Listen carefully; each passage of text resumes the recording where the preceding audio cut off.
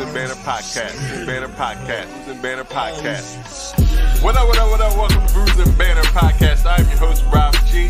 And with me, as always, is the Legendary Brew Crew. What up, fellas? I was reading this weekend. Mama. Nah, it doesn't taste like dirt. My name is Lou Belgium, ladies and gentlemen. I'm wondering. Does Delaware have an actual culture? This is the podcast that we talk about beer, but we also talk about a lot of things that's happening in the world, politics, movies, anything really that comes to our mind while we're here sampling these brews. Grab a drink and pull up a chair. Ooh, we love you, Brews and Banter Podcast. That cracks me up all the time. I don't know why. What up? Welcome to Brewing Banter Podcast, where the topic is the rockin' and brew. What happened to fuel? I'm your host, Rob G. With me, as always, the Legendary Brew Crew. I know. What's going on, fellas?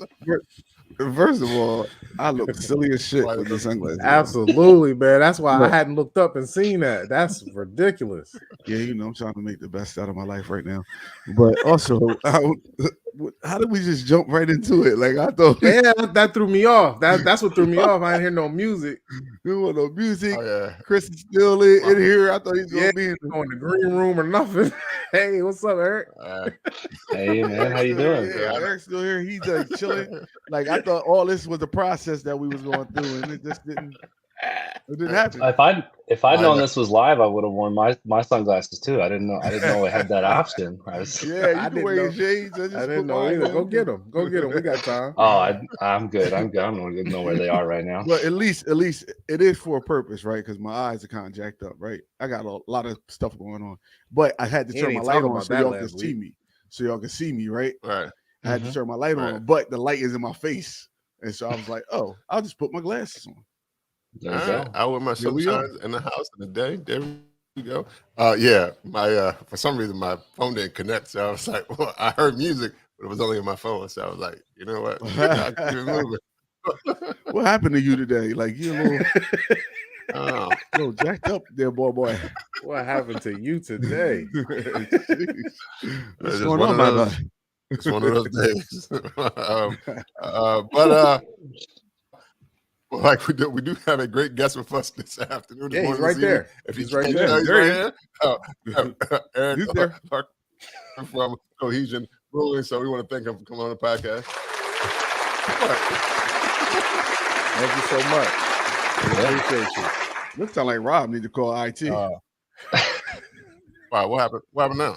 He's still a little choppy. Something else happened?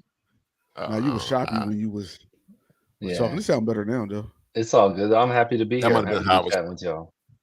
Thanks, man. Good, man. We're glad you're here. Before we get into all that, we always like to know what everybody is drinking on. We got a little switch up, so what are we drinking today? And we always start with the guests. So I don't know, Eric, are you drinking on something, or do you have something to you may drink on later? Yeah, no. I brought a beer up. I got the Schilling, this Lena 10 degrees, so Czech style lager. They're calling it Světlé Pivo. So I got this when they sent it out to me about a week or two ago. I've been excited to drink this, saving it for something good. So I figured this podcast was a good reason. So nice. It's a cool one. They use this like heirloom varietal malt that's grown in Massachusetts that I've been excited to try. So yeah, I haven't taken a sip yet, but I'm drinking on it. What's the ABV on there? 4.3. Yeah, that sounds about right. All right. Yeah. Sure. Yeah. Start the day off a little slow. Yeah. Right. I mean, that's a good start. All right. Lou, what you drinking on? Yeah. Oh man, I finally went to Yoda's house and remembered that he had beer for me. This came from Miami by way of North Carolina. This is Dissolver's fruited cheesecake, sour ale, presented by Dissolver. It's called Crab Rangoon. It looks like this, but it don't like. It looks like what? Describe it, because it looks like. Oh, I'm sorry. That's true. It looks like this. It's peachish color in color. It has peaches, apricots, oranges, tangerines, pineapple, and cheesecake in the blend. It tastes delicious. That's why I asked for a can while we were in Miami at the what's that? At the Ivory Jungle. Ivory Jungle. Thank you. Oh, nice. And that's where I met Ariel, and she gave me a can of this. This is delicious. I don't know why they named it crab rangoon, because it kind of looks like duck sauce to me, but it doesn't taste. It is kind of the color of duck sauce. Yeah, but it doesn't taste anything like it. Maybe smells a little. I think maybe they call it crab rangoon because they ain't crab rangoon like made with it's the wontons with crab in it. Yeah, it's but actually it also has cream cheese in it.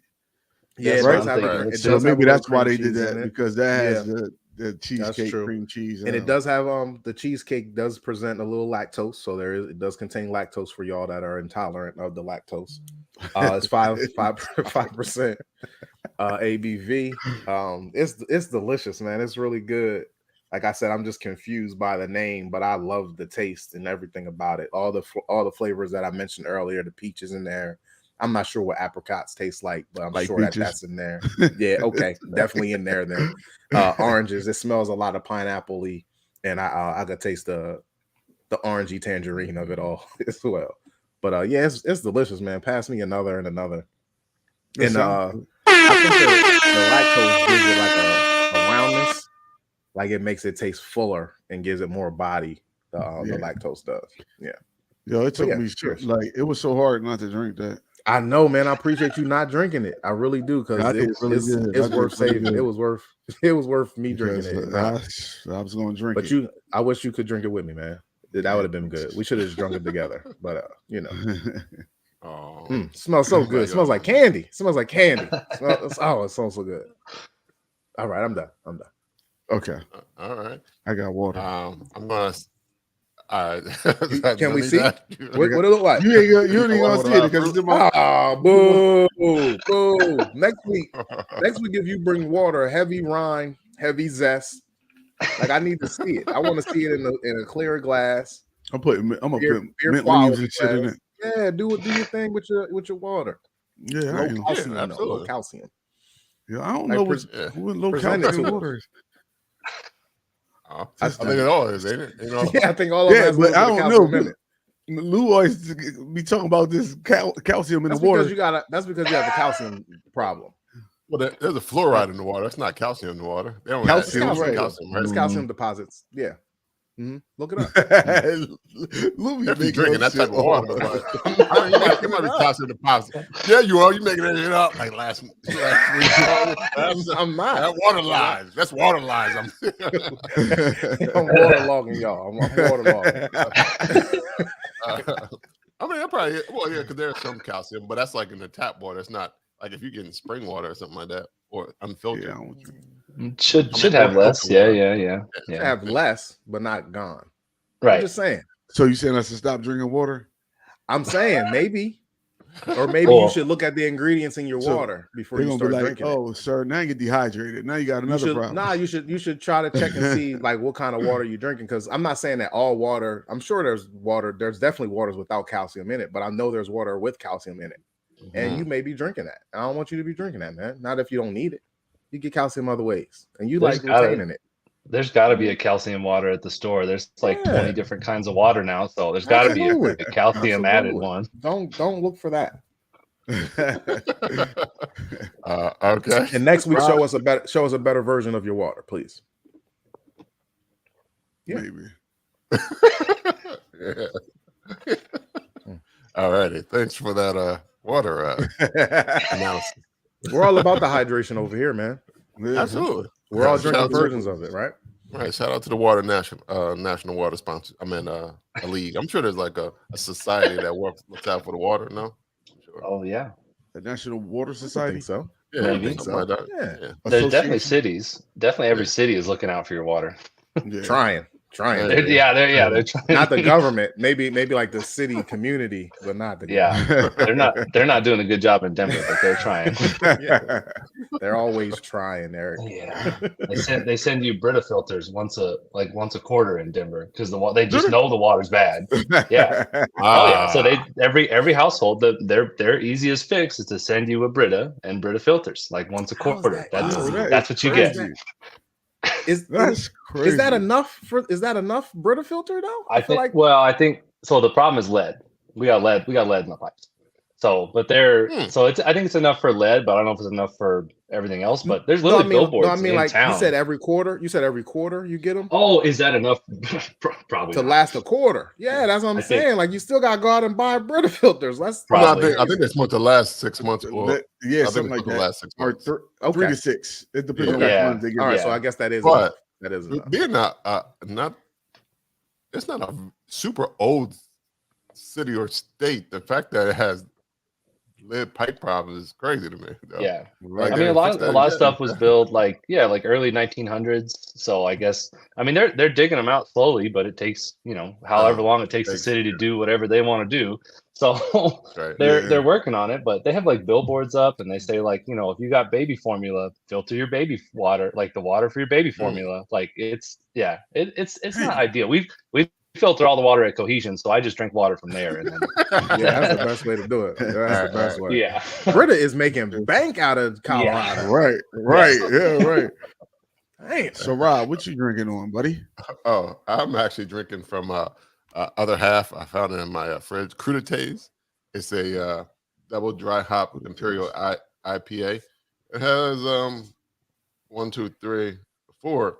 I don't. It has Citra and Citra Cryo, but they're same thing. It's one of them that cryo state, but it has those hops in it. It's 8%. This Imperial. Okay.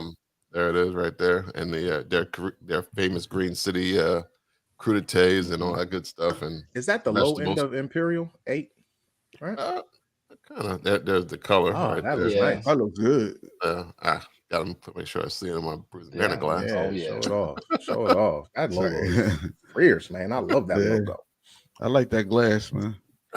If you need a glass, guys, hit Rob up. Yo, what's a crudité? Does anybody know what a crudité is? Yeah, ain't that the vegetables on the dish, right? Yeah, when you get it's like charcuterie without the meat. Yeah, it's like a crudité board is like vegetables with the ranch dipping and the blue cheese dipping and all that stuff. So it's like chopped up little carrots and celery and broccoli and Right, I thought that was they call it. Black people call it a veggie tray. Yeah, veggie tray. It's a veggie tray. Yeah, exactly what it should be called. I was like, I was like, is this a fight? Boy, I'm bringing a veggie tray. Nobody say no. I wonder if veggie tray and crudité rhyme. I wonder. Well, they're trying to put the French on it with crudité. They're trying to be French and fancy. Get the pinkies right. out. So. Yeah, it's a veggie plate though. Okay. Yes, veggie tray.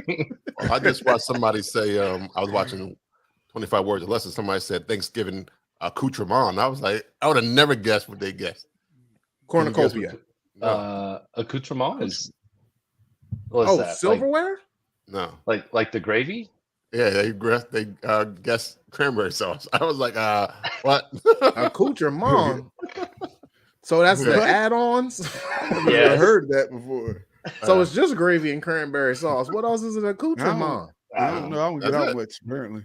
Yeah. Well, there you go. See, we got crudité and accoutrement for today's lesson. You never know what you're going to get French. Yes. Merci. Bonbon. I can't wait to use those words. Yeah. All right. Well, everybody has something good to drink on. And we are here to talk to Eric about Cohesion and how he got into brewing and all that good stuff. So without further ado, we want to make sure that we give you the time to tell us about the story, like how you got started, what you got into, how you got into beer in the first place. So with that being said, I want to welcome again Eric to come on the podcast. And it's funny because Eric seemed like he was all right not talking about Cohesion. Hey, he was just flowing. He was all right, flowing, ain't so.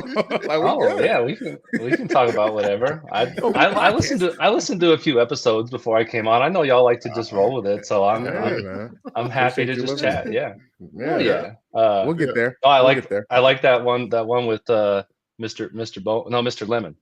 I like that. Oh yeah, Lemon. All right. oh Mr.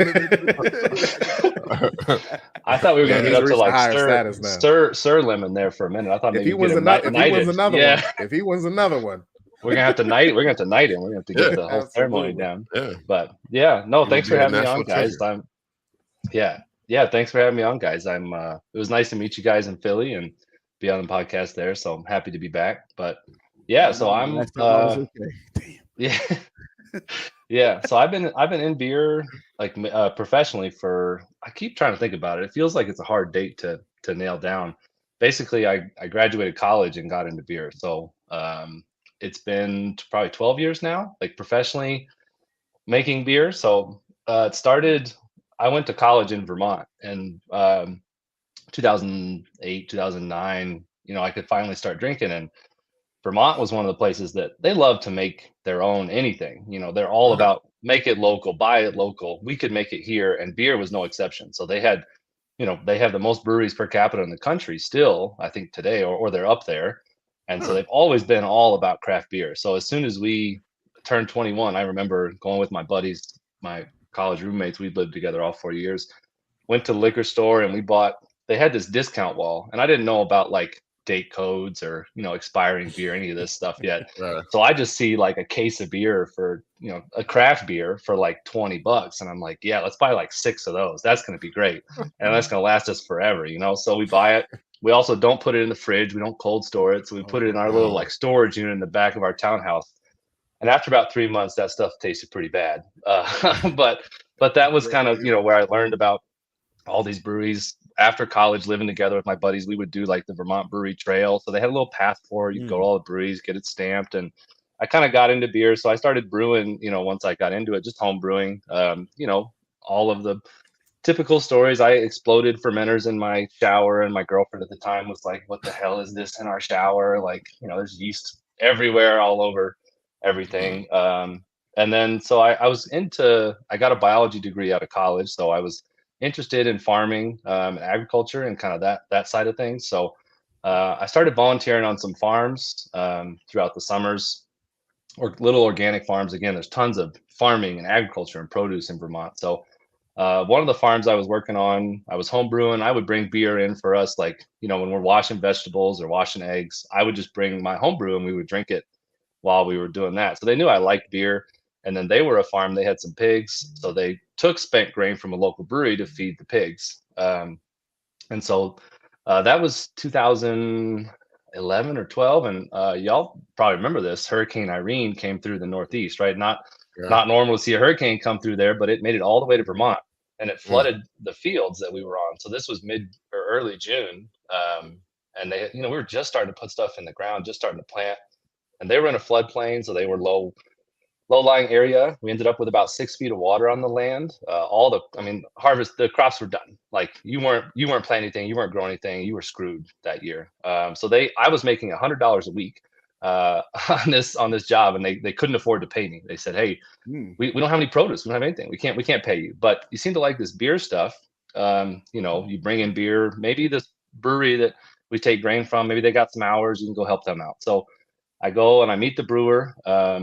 And the first day actually is harvesting blueberries for a blueberry beer they're making. So that was my first brewing day of work. So I harvest some blueberries. I hang out with the brewer. She likes me, so she's like, okay, yeah, you can come hang out a little more. So I start hanging out. I start cleaning growlers, things like that. And I'm there maybe like 30 hours a week because I'm just, whatever you want me to do, I'm here to do it. I want to learn. This is awesome. And about a month into that, I asked her, I'm like, hey, do you think I could get paid sometime? And she was like, we don't pay you yet. And I was like, no, I haven't been paid yet. She's like, oh yeah, you're helpful. Yeah, we should pay you. So that's how I got my first paid brewing job, I guess. And then so once I was in there, I was able to go to the Vermont Brewers, or American Brewers Guild has a distance learning course. So you get like CDs and booklets and stuff, and then you take classes on your own time. And then there's like 1 week or a couple things you have to do in person. So like filter a beer, brew a beer, clean a tank, stuff like that. So I could do all that because I was working in a brewery. So I kind of jumped the line a little bit because normally these waiting times were like 9 months to get in these programs. So I got in that program, got my formal education, if you will. And then they couldn't afford to have me on full time. Once I learned everything, it was like, oh, we don't actually need a full-time person. Like, it was more hours when I was training. It was one of those situations where it's like, when we're teaching you, you had to be around more, but now you can do it on your own. We only need you here like 20 hours a week. So I wanted to be full-time. So I applied to Allagash Brewing over in Portland, Maine.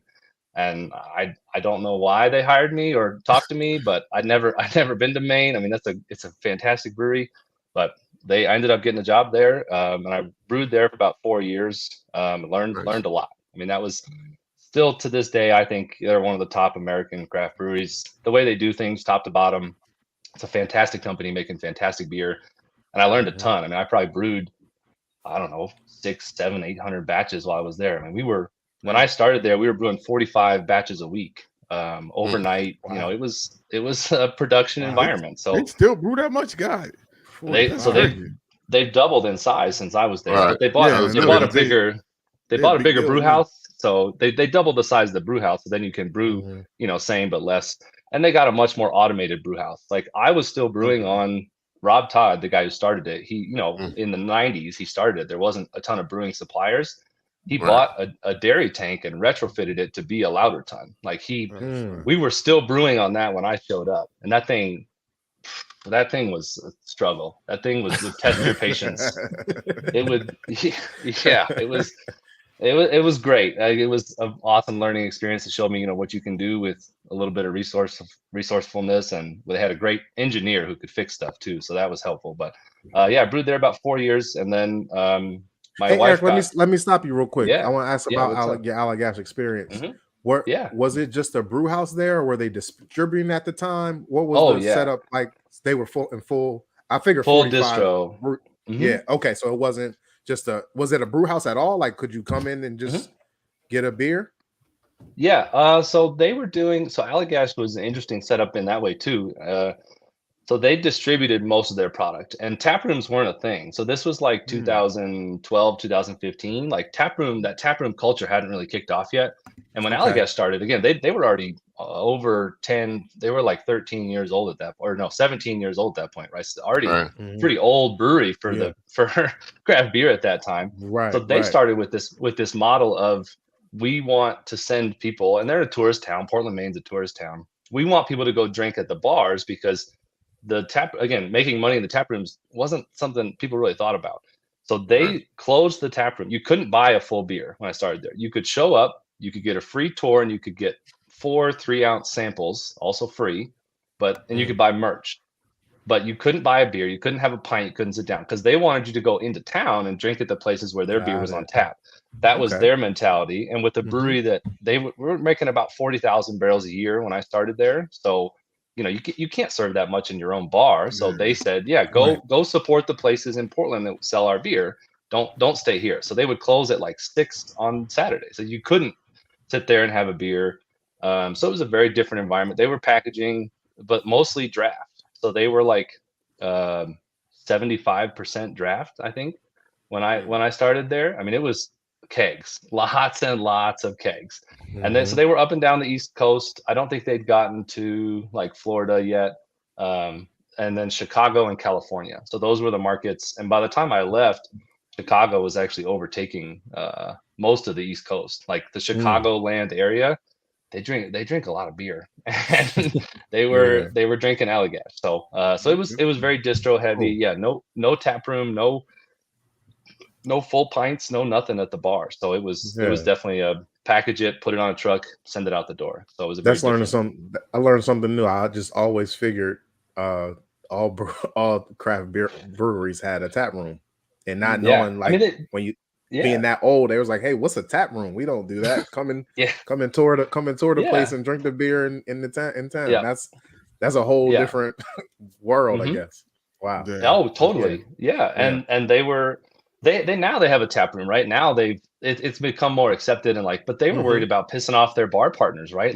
And I could see why, right? If I'm a bar in Portland, and then I'm buying your keg, but also you're offering them the same beer. It. Like, Right. they would kind of get jealous, right? Like, oh, you can offer them the full brewery experience, and I'm sitting here in my bar. Like, of course they're going to want to go there. It felt like stealing business. That makes sense. That makes sense. So, yeah, that absolutely obviously makes sense. obviously they're over it now, but it was a fun time to be working there too, because so it was in an industrial. I don't know if y'all have visited Allagash yet, but it's in an industrial park. So there's a bunch of industrial buildings around, and there was a building maybe 500 feet, 1,000 feet across the parking lot, basically, and that was kind of became like a little incubator for breweries. So I don't know if you guys have had anything from Bissell Brothers or Maine Beer Company, or Rising Tide, but all those breweries started. They were coming up like across the street. And it was really cool because I could watch, the brewers from Bissell Brothers would come over and be like, "Hey guys, we made this beer. What do you think? How do we make it better? What do we need to change?" And they would ask us for advice. So it was really cool to see Allagash not be like, "Hey, like you're competitors, right?" They didn't see it that way. They were super friendly. They would offer advice, help them out, and it was a good place to see how that mentality can help, because then people would come out. They'd say, "Oh, I'm visiting Portland.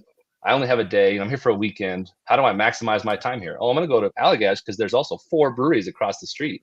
And then people who were in from out of town, they wouldn't stay downtown. They would go out there, and so then it became a destination, and food trucks would want to come. And that's when the tap room, I think, started to make more sense. But it was cool to see what like this little hub of breweries could do, right? And I'm sure y'all do the same thing. When you go to a new town, you're like, okay, I only have a day. I have an afternoon, right? If I don't have a place I got to go, I kind of look, okay, where can I hit the most spots in the shortest period of time? Yeah. And Allagash offered that. In Florida.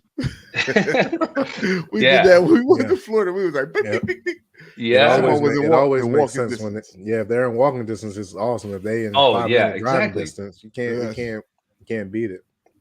Exactly. So it was really cool. I think I didn't realize at the time how unique that was and kind of rare that was, but it was awesome to see that. So, but yeah, they're now, I think they're over 100,000 barrels a year now. I mean, they're still full distro. They haven't really added any states. They just keep growing. So it's a great company. I'm really sad. They used to distribute into Colorado, and I still bug the sales manager every time I see her. I'm like, "Hey, so Colorado, like it's coming soon, right?" And sometimes she says yes, and then sometimes she says no, and but we still don't have it. So I'm jealous of y'all being able to get it, because y'all are in Delaware, right? All of you? Yeah. Allagash is always in the stores. It was one of the first ones I tasted. That's true.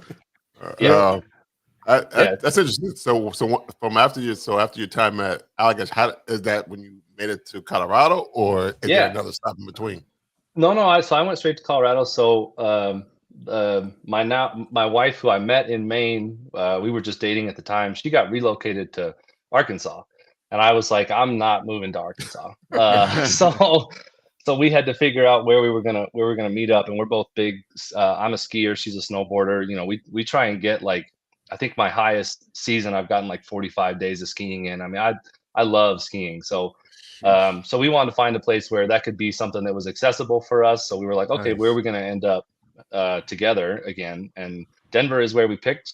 My family's from Texas, so it was close by to my family. So and we love the mountains here. So I just kind of, while she was in Arkansas and I was in Maine, I started looking for new jobs, and I found a brewery that needed a production brewer, or someone to build out a production facility. So I'd worked in a production facility. I asked a bunch of questions. Hey, what does that do? Where'd you get that? What's this thing? And I felt like I had enough knowledge to give it a shot. So I moved out to Colorado and worked at a brewery called Odd 13 Brewing. They're still around, but the brewery that I built is now gone. So they kind of got bought by another brand. But we were some of the first people in Colorado to do hazy IPAs. And so I came, from Vermont, from New England, where Bissell Brothers were making hazies right across the street. We had, Alchemist and all the Hill Farmstead in Vermont making all these hazies. So I've been enjoying it. In Colorado, they hadn't really made any yet. So I came out, and the guy who was at the taproom side, he'd been to Vermont. He's like, yeah, I kind of like these beers. Like, let's try and make one. And we started making them, and they were incredibly popular. We were one of the first 2 or 3 breweries to really make them in the state, and it blew up, man. It was wild, but it also pissed a lot of brewers off. Like, the brewers got mad. Like there were people in the newspaper being like, "What? These guys don't know what they're doing. Like they're a bunch of amateurs. Like they're not. They don't. There's just homebrewers basically that are fucking up, and that's why they're making the beer like this. Like it was a weird environment to have. But you can look in Maine and Vermont and see hazy IPAs being like a rage at before. Yeah. But they didn't. Oh, they probably had the same thought about them too. Yeah, I mean, yeah, exactly. They just no one made it locally, so they didn't have to deal with it. But I mean, at the end of the day, I think there was a bit of, it was not jealousy, but like this idea of, oh, they're succeeding, they're getting all this hype and attention and popularity, and it's for something that like we're making something that's better than that. It was a strange complex for a while. I mean, there were breweries that is weird. I mean, there were breweries that came out with Instagram videos like, I am never ever gonna make a hazy beer. I'm a better brewer than that. I don't know what these guys are doing. They're lazy. They don't know how to make beer. Like we will never, succumb to that level. Is making a hazy a lazy way to make an IPA? No, absolutely not. Absolutely not. So because it wasn't clear. They thought it was at that point. But they never tried to make it. So this is just ignorance. Correct. Being spewed. Yes. You see, they was just hating. They was hating. Yeah. They was hating. Yeah. That was. They saw hazy now.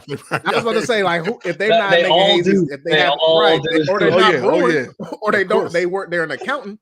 Like they're doing something different. Yeah. I think one of the breweries did hold out, but 99% of them that spewed that are definitely making them held out until like now. Like still don't make them now. Still don't make a hazy. Is this particular brewery popular?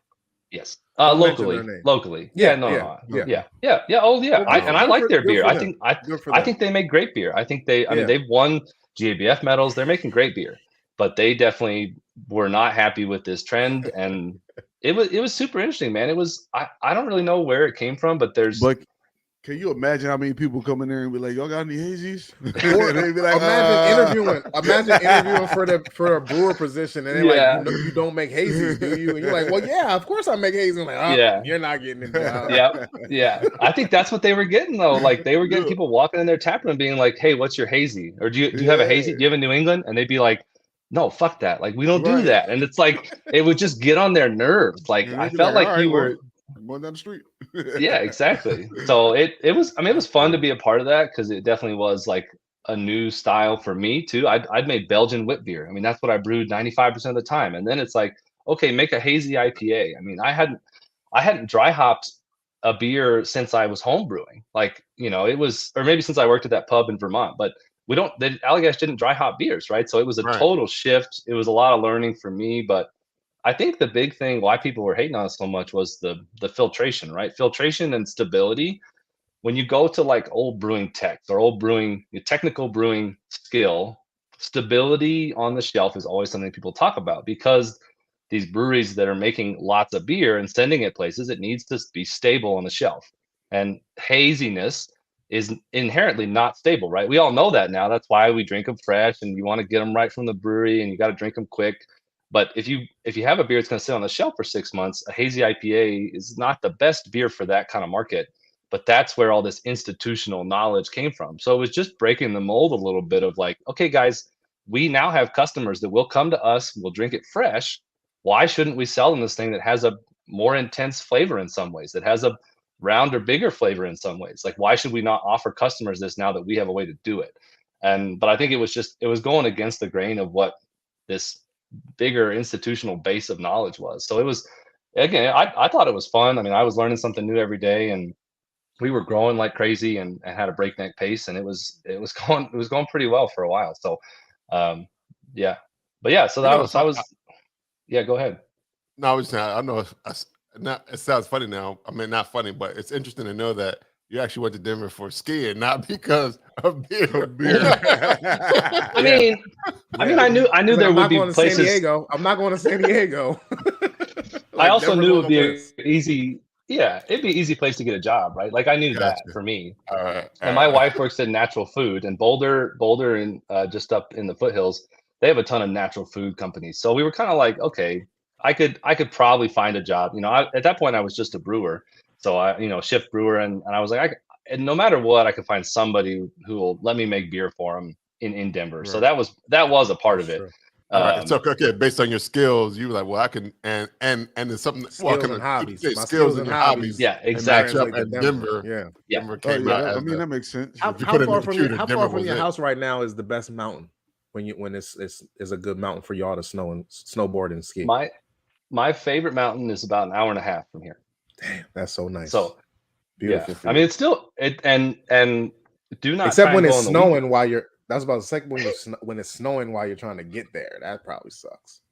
It depends on the day. So Saturdays, when we've lived here about 8 years now. When we moved here, you could try and go to the mountains on a Saturday. You had to wake up a little bit early, and there'd be traffic. It gets blocked up. It could take you 2 hours, 3 hours on Saturday. But now, I don't even try and go on Saturday. It's a shit show out there, man. 70, the highway up into the mountains it's 2 lanes most of the way. It's steep, and when there's snow too, it's it's wild because it's a major trucking route too. So a lot of these truckers get on there when it's snowing, and they don't know how to drive in the snow. I mean, maybe they only do New England routes or Pacific routes, and then they come over and they're like, okay, I got to drive in the snow and these massive hills. And I mean, I would say, especially in the winter, probably once a week, there's a truck that's on fire, just completely burns off the side of the highway. It's crazy. That sounds worse than beach traffic. We got beach traffic. Yeah, we got beach traffic. They got mountain traffic. That sounds worse than beach. We don't have no trucker fires. That's right. Once a week. That's horrible. There's this Instagram account called I-70 things, and they always get tagged in the videos now. Everybody tags them, and so you can see it now more often. But it's crazy. It's a crazy highway. But yeah, so we go. I mean, I try now that I own my own brewery and I can write my own schedule. I go on the weekdays, and I'll move a brew around. I'll look at storm's coming Thursday. Storm's coming Thursday, and I'm brewing Thursday. No, I'm gonna brew Friday now. It's fine. Right. Well, speaking of that, now that you're in Denver, you've been working at this facility. So when did you get to say? When was the idea of you know what? Not only do I want to open up my own shop, but I'm going to go in completely different direction in terms of what style beers and hazies and all that stuff. So how did all this happen? Right. Yeah. So I worked there about 3.5 years, and I kind of had some. It was a great learning opportunity. I got to build a facility on somebody else's dollar. I learned so much. I learned a ton, but it wasn't a good fit by the end of it. I kind of knew it. I needed to get out. But I had told my wife when we met in Maine, I was like, I'm never going to open a brewery. I don't want to deal with that. And the reason I always said that was because I knew it was just getting more and more competitive. There's new breweries every day opening. And this was 2015, 14 kind of timeline when there was a brewery every week somewhere opening up that had some hype and some idea. So I was like, I just don't have an idea to me that can get above all this noise, get above all these brewery openings. There's nothing that's special that I don't have any idea that's worth putting out there in the world yet. So we went to Prague on our honeymoons. We got married in 2018. We went to Prague. I tasted the beers there, and I was blown away by what I tasted in Prague. I loved Czech lagers. I was getting into lagers like most brewers do, and I was interested in that style. And so I was, I really liked them, but I had, Czech Pilsners, what people call Czech Pilsners, and they didn't taste anything like what I was tasting in the Czech Republic. I was like, what are we doing? This is not what we have there, and we just call it this, but it doesn't taste like this. It's something's going on here. So, I started to do some research, and I got that bug again, like I did when I was homebrewing. I would spend, the girl I was dating at the time hated it. I would spend probably 10, 12 hours a week on homebrew forums, reading just endlessly just to gather information. And she'd be like, what are you doing? I'm like, I'm on the forums. I'm reading. I got to learn how to do this. So I'm working, babe. Yeah. So I kind of caught that bug again and got super, down the rabbit hole of researching Czech lager. And I kind of had some ideas, and I was like, oh, I think I understand a little bit about this. But it was still just sitting in the back of my head. And then I went to CBC, which was in Denver that year. And the CBC, the Craft Brewers Conference, is such a great experience for people in the industry. Even, now that there's more and more podcasts like what y'all are doing, anybody can learn something. There's always networking to do.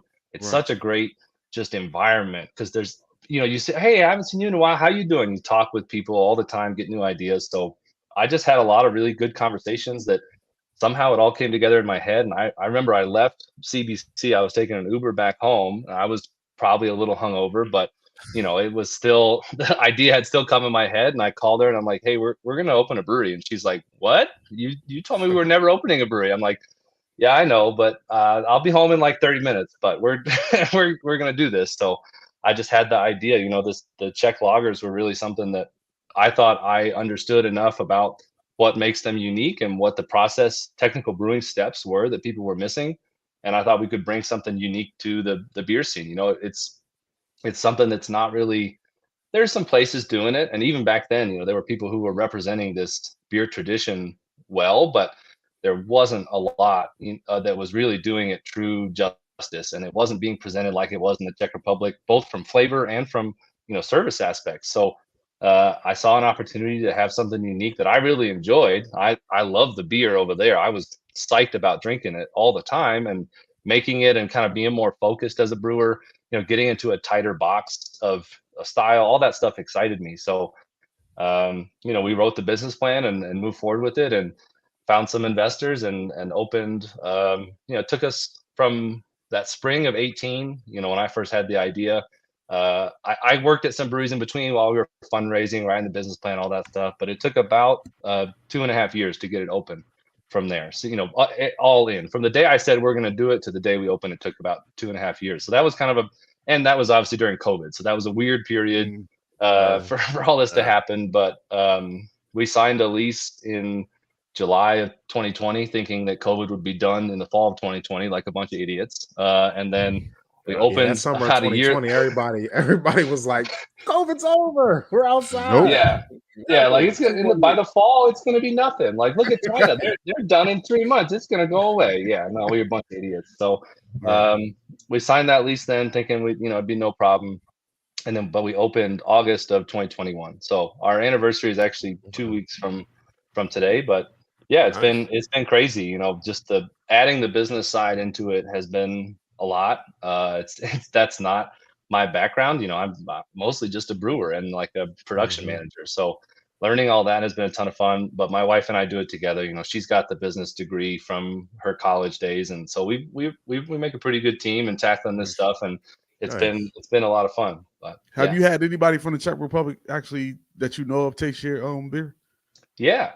So we actually have a decent, like in the middle of the country here, they have a pretty decent Czech-Slovak population. And Czechoslovakia used to be a country, right? And then they split, but they're very similar in culture, very similar. So there's actually a decent, like Iowa, Nebraska, they have a lot of Czech-Slovaks still. And that's the biggest compliment that we get is when a Czech person comes in and says, this beer tastes like home and this place feels like home. Like that's what I was asking. That's what I'm trying to do. Hit the mark. Yeah. Makes them feel back home. So the Czech people are very, very proud of their beer. They drink the most beer per capita of anybody in the world, and it's not close. They drink like 150 liters of beer per person per year. The next closest country is like 110, 115. And we're like US is like 6th, right? We're not top 5 in beer consumption per capita. We have a lot of people, but it's not like everywhere everybody's drinking beer. So they love their beer. They love it. And like I did, when Czech people would come from Czech Republic to the US, they would drink, they would see on the menu Czech Pilsner. They would drink it and be like, no, that's not right. Like you messed up. And so they did that time and time and time again. And now if they've lived here for a while, they are really skeptical of US breweries making Czech beer. So we found a couple of Czech people we've connected with that literally help us like find other Czech people and tell them like, no, he's doing it right. Like he's got it. Like he's getting it down. But this guy, one of the guys that we work with the closest, he's actually a butcher from Prague. He studied how to be a butcher in Prague, came over. He's done some dinners for us. Like we'll release a Czech beer and then he'll make some food for it. And he brought some of his friends in. And this one guy, I still remember this guy came in. He's a chef at some place called Cafe Prague in town. He's from Czech Republic. He walks in and the butcher guy is like, oh, meet Eric. He's the brewer and the owner. Okay, hey, how you doing? He's like, hey, does a Czech guy brew your beer? No. Well, are you Czech? No. And he literally just grunts. He just goes, and walks away. that was, I'd never met this man before. That was it. And then about 20 minutes later, he comes up to me and he's like, where'd you learn all this shit? And I was like, I'll take that. That means okay. Yeah. Right. So it was not a compliment.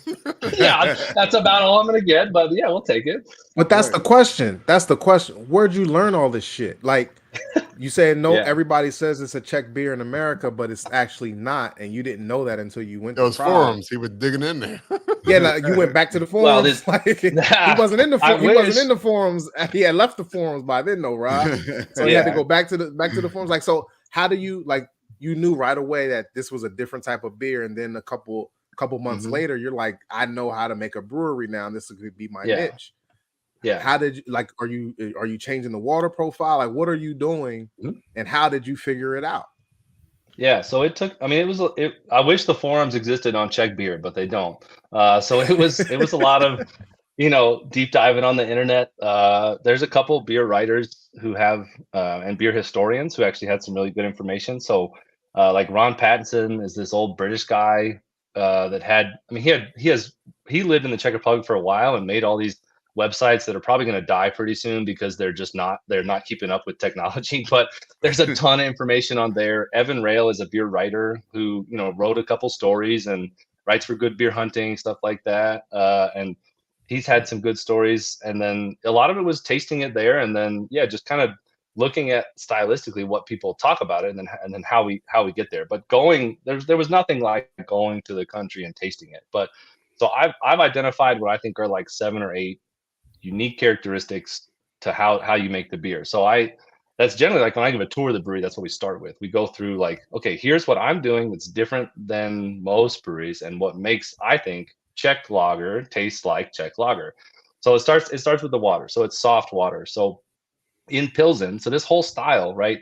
Pilsner was invented in Pilsen in the Czech Republic, and Pilsner for 30 or 40 years meant the style from the town of Pilsen. It's associated with a place, right? And that was the first pale lager in the world. Everybody else wasn't able to make a pale lager. They were making pale beers. This was in 1842. So they're making pale beers in Britain, but they weren't making lagers. They're making lagers in Germany, but they're not making pale lagers. So the Czech Pilsner creation was really a collection of a few different techniques from different places coming together alongside the raw materials that were naturally growing in the Czech Republic.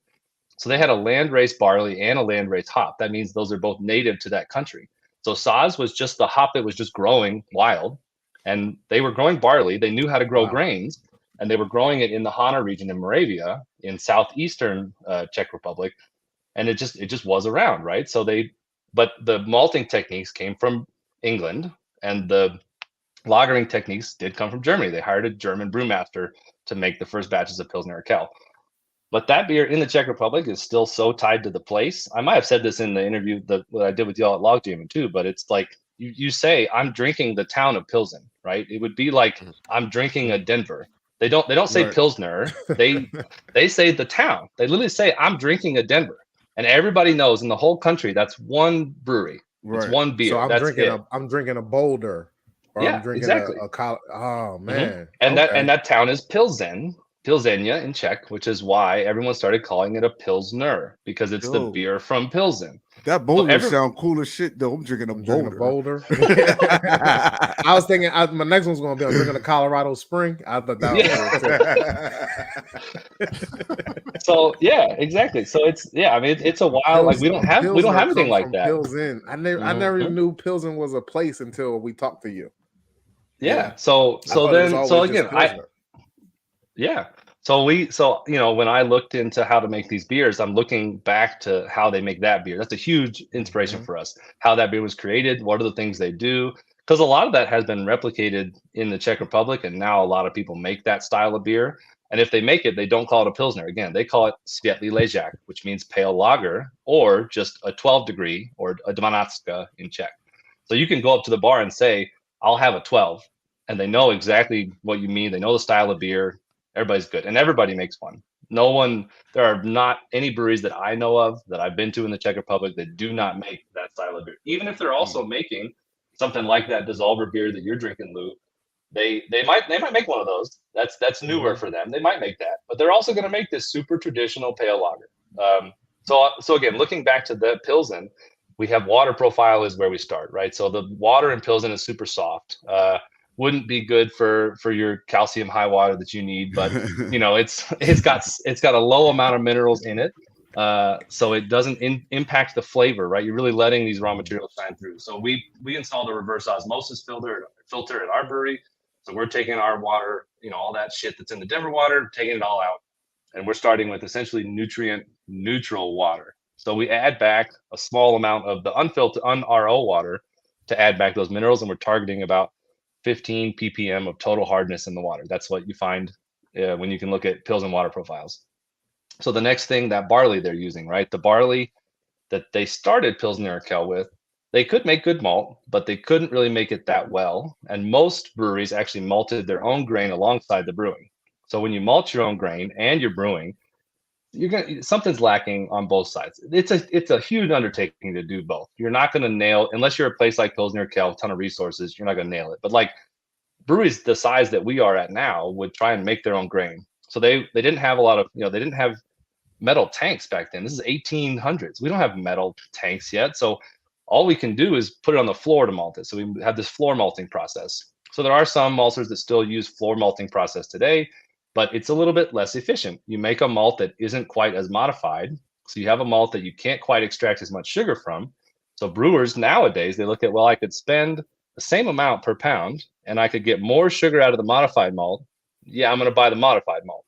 So this under modified malt kind of fell out of favor. But we work with a local maltster to develop a slightly under modified malt. So he can't do the floor malting process, but we looked at the malting process and found some key places and said, okay, let's make a custom base malt that's our base malt that is purposely under modified, that mimics what's happening in the Czech Republic.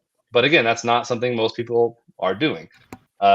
To make that modification possible, or to make up for the modification in the brew house, the third kind of step, the Czech brewers started doing what's called decoction. So I'm sure y'all have heard about decoction. It's a lager technique, but it's also inefficient, takes a lot of time, takes a lot of energy. So again, not very popular today. But decoction is a series of boiling mash steps that allow you to take a portion of your mash, separate it and boil it, add it back to the whole mash. And then you get to move through different temperature steps when you add that mash back. Those different temperature steps. A lot of work. It is a lot of work. those temperature steps activate different enzymes that break down this malt to make it more accessible. So we get a malt that can be finished per se in the brew house. But while we're boiling this malt, we're going through all these Maillard reactions, which is the same thing that happens when you toast a piece of bread or you brown a steak. That nice layer you get on top, those darker, richer flavors, that's Maillard reactions. And that can happen with malt too. So as we boil the malt, we get this depth, this complexity of grain flavor that, again, most U.S. brewers do not decoct their beers. It takes a long ass time. It uses a ton of energy. People tell you it's not worth it. But the Czech brewers that I've talked to, when you ask them, can you make Czech beer without decocting? It's absolutely not. You have to do it. It's got to do it. So we do it. So then, man, I'll be charged. How much do y'all charge? Because I'll be charging extra for my beer. You gotta charge extra. I'll be like, look, I know, $1.32. Yeah, right, exactly. Yeah. This is $18 a pint. This is different.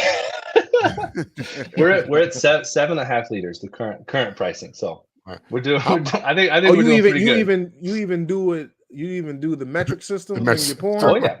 Oh yeah, man! Listen, man. For the people of the Czech persuasion, it is a flashback to the past. That is wonderful. Yeah. Oh yeah. Yeah. I love it. It's Czech in Denver.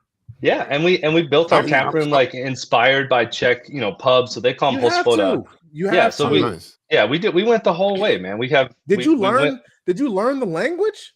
I am trying. It is. I feel like you know more than anybody in Denver. Other than the Czech people. Oh yeah, they walk in. They've tried to order beer in Czech. It's so funny because our bartenders don't know any Czech, and they walk in and to order a beer and it's dám si 12 would be like, I'll have a 12. And I've been at the bar when some guy just walked up. He's like, dám si 12, and I'm like, get him a 12. Like I know what he's saying, but our bartenders are like, what who I'll be like, we don't have what you yeah, you gotta go back. You gotta go back there. Go back over there where they got that. They're like, no, we actually sell that. You have to give them index cards. They have to know that though. Your beer tenders do have to know. Yeah, this was 12 or what are the names? It's 12s and what are there 10s and 14s and 18s? So 10 and 12 are the big most popular styles. So I would say 95% of what they drink in the Czech Republic by volume, if not 99, like it's above 95, is pale lager, 10 degree or 12 degree. Those are the two. And in talking with the Czech people, so this is maybe a beer that's about 4%, maybe a little lower for the 10 degree, and the 12 degree is like Pilsner Urquell is 4.4%, but they go up to about 5% ABV. So the way I've heard it from some of the Czech people that we talk to is 10 degree is your weekday beer, and then 12 degree is your weekend beer. So you go up like 1% alcohol when you're ready to get turned up and but you're gonna have like 15 of these things. You're not having two. Like they drink so much beer. It's crazy. Like they have these menus at some of the places you go. It's like the back of a receipt. It's about a receipt size and they have their logo at the top. And they literally just tick your beers, the number you have. And if you're at a table with a group, then they just add it for everybody. So literally they talk about, because they do the when you get to 5, they do the cross hatch, right? So eventually you talk about you building a fence. And like, how tall was your fence last night? Like, oh yeah, we got that fence like 4 layers up, man. Like we had a good night. Well, I don't know, but they, I mean, you could probably fit like 20 on a row. So it's nuts, man. They drink a lot of beer. And so when you change a 1% in alcohol, it makes a big difference. But those two are the styles, and you can order them by the number. So so even in Czech, I've done it. I've gone up to bars and breweries in Czech and said, I'll have the 10, and that's it. They know what it is. So we mimic that with our naming style. And if my beer ever gets to you, you'll kind of see it in the names where it says like it's brewery name and then the degree symbol, and that's all you need for the style. And so that's how we do it. It confuses people here though, because it's like they don't know how to order it. So we see it at fests all the time, man. People come up and they say, "Oh, I have the Cohesion." And like, okay, which one? We got 2. So, we're serving 2 today. Yeah, we'll have like the 10 and the 12, and we call them Cohesion 10 and Cohesion 12 because that's how they'd be named in Czech. But people walk up, "Oh, I have the Cohesion." Oh, yeah, no, that's do you want the 10 or the 12? Like they're different beers. So it's been fun to create something that I think is challenging for people. We tell our bartenders, we write the names on the menus in Czech. There is English on there, but we start with stuff that's confusing for people. We have a different looking tower. We have the Lucre taps. We're pouring with a lot of foam. But I always tell our bartenders like we've created an environment where people are confused, and that's a good thing because you're here to answer all of their questions. We have answers for everything, and when they're confused, if a customer comes in and they're confused and you don't know how to explain it, then that's a bad experience, right? If they say, "What is this thing?" and you say, "I don't know," that's bad. But when they say, "Hey, what is this thing?" and you say, "Oh, I have the story, I have the reason," then they're hooked. They're interested. They want to know more about what you're doing. And so we've always leaned into this idea of like kind of confusing the customer is a good thing as long as we can back it up. And if our bartenders aren't knowledgeable enough to back it up, that's my problem. That's my job to make sure that they know how to answer all these questions. Right. But we've definitely embraced this trying to confuse people kind of thing. I'm curious to know that, like, when you first sat down and said, you know what, especially in the environment that we are, like, it's all hazies, IPAs, and IPAs. You sat down and said, you know what, I'm going to open up a Czech lager Pilsner brewery. I'm curious, one, what was the response from like your wife? She's like, oh yeah, absolutely, and just to investors, you like yeah, that sounds like a great idea when we live in the land of IPAs and all that kind of stuff. Yeah, right. Yeah, because I'd have been like, that's scary. Do an IPA first. I'm sure one or two investors did say that. Yes. I've had people since try and tell me like, man, you got to make IPAs. You're not gonna make any money. Like you need to have like people came. Somebody of mine came with a whole side brand. He's like, you can keep Cohesion as a lager thing. Just brand this and this way and make IPAs. And I'm like, no, we're good. But yeah, I mean, I think y'all can probably tell by now I'm a little bit of a nerd about this stuff. Like this is not a conversation that I haven't unloaded on my friends and family as well. So we really didn't have that much pushback on it. My wife was skeptical of the whole thing, right? But for good reason. That's where we balance each other out. I'm the like, yeah, let's just run and we'll figure it out. And she's like, we don't even have our shoes on yet. And I'm like, yeah, but we can get some shoes on the way, like whatever. Yeah, rocks don't matter. Yeah.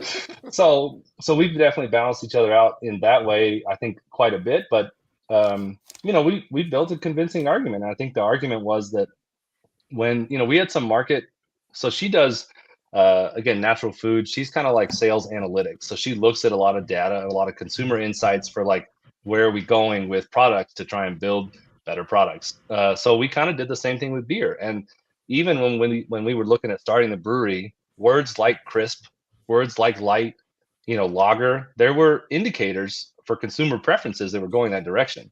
And I knew that brewers were going that direction, right? I'm talking to my brewer buddies all the time, and all of us are looking for lagers. We're looking for a beer that I can have 4 or 5 of and not think about. I sit there and I criticize my IPA all day. I don't want to think about my IPA. I don't want to be overwhelmed with flavor. I want to drink 4 or 5 beers and just have something easy.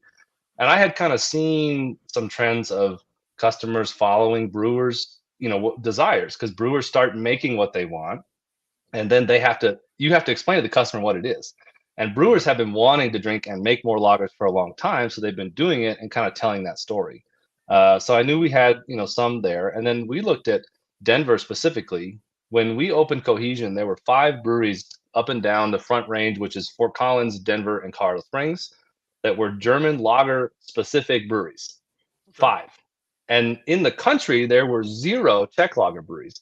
And the Czechs invented this stuff. I mean, they're the people that started this out. Like, so we have breweries that have been, and these are breweries that have been open for a while. We have breweries that have been successful at this.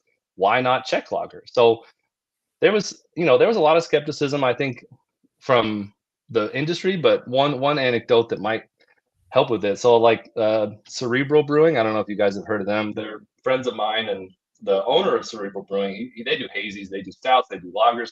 Great brewery. I ran into him after I had kind of had we sort of talked about we were doing it, but we hadn't made anything public. But he knew through the grapevine, people had been talking. So he comes up to me, he's like, yeah, I'm happy to hear about your brewery. I said, yeah, what do you think? He said, well, when I first heard the idea, all I knew was somebody was doing a Czech lager brewery. And I was like, who's that idiot? And then I heard it was you, and I was like, oh, that'll be okay.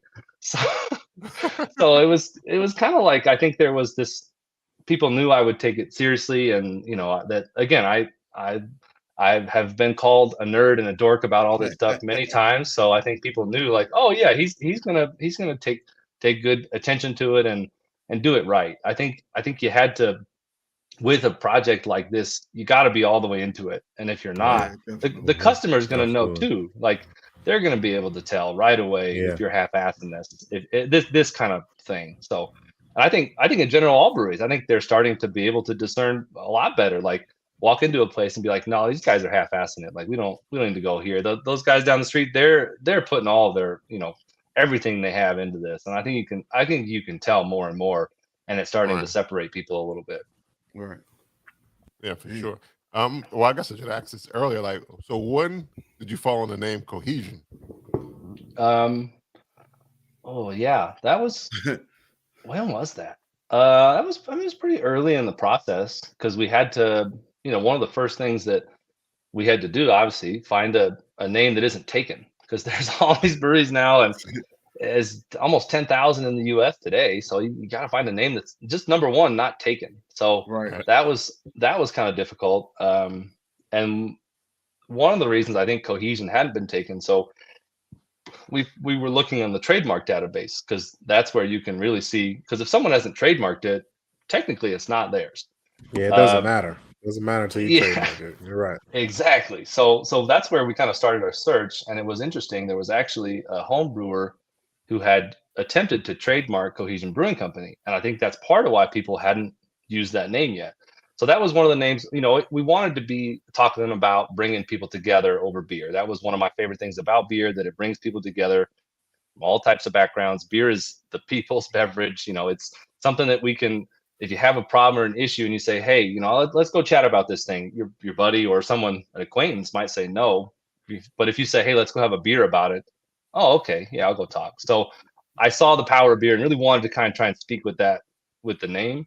But again, I think Cohesion wasn't taken because there was a trademark filed. So we actually had to kick that guy off of his trademark.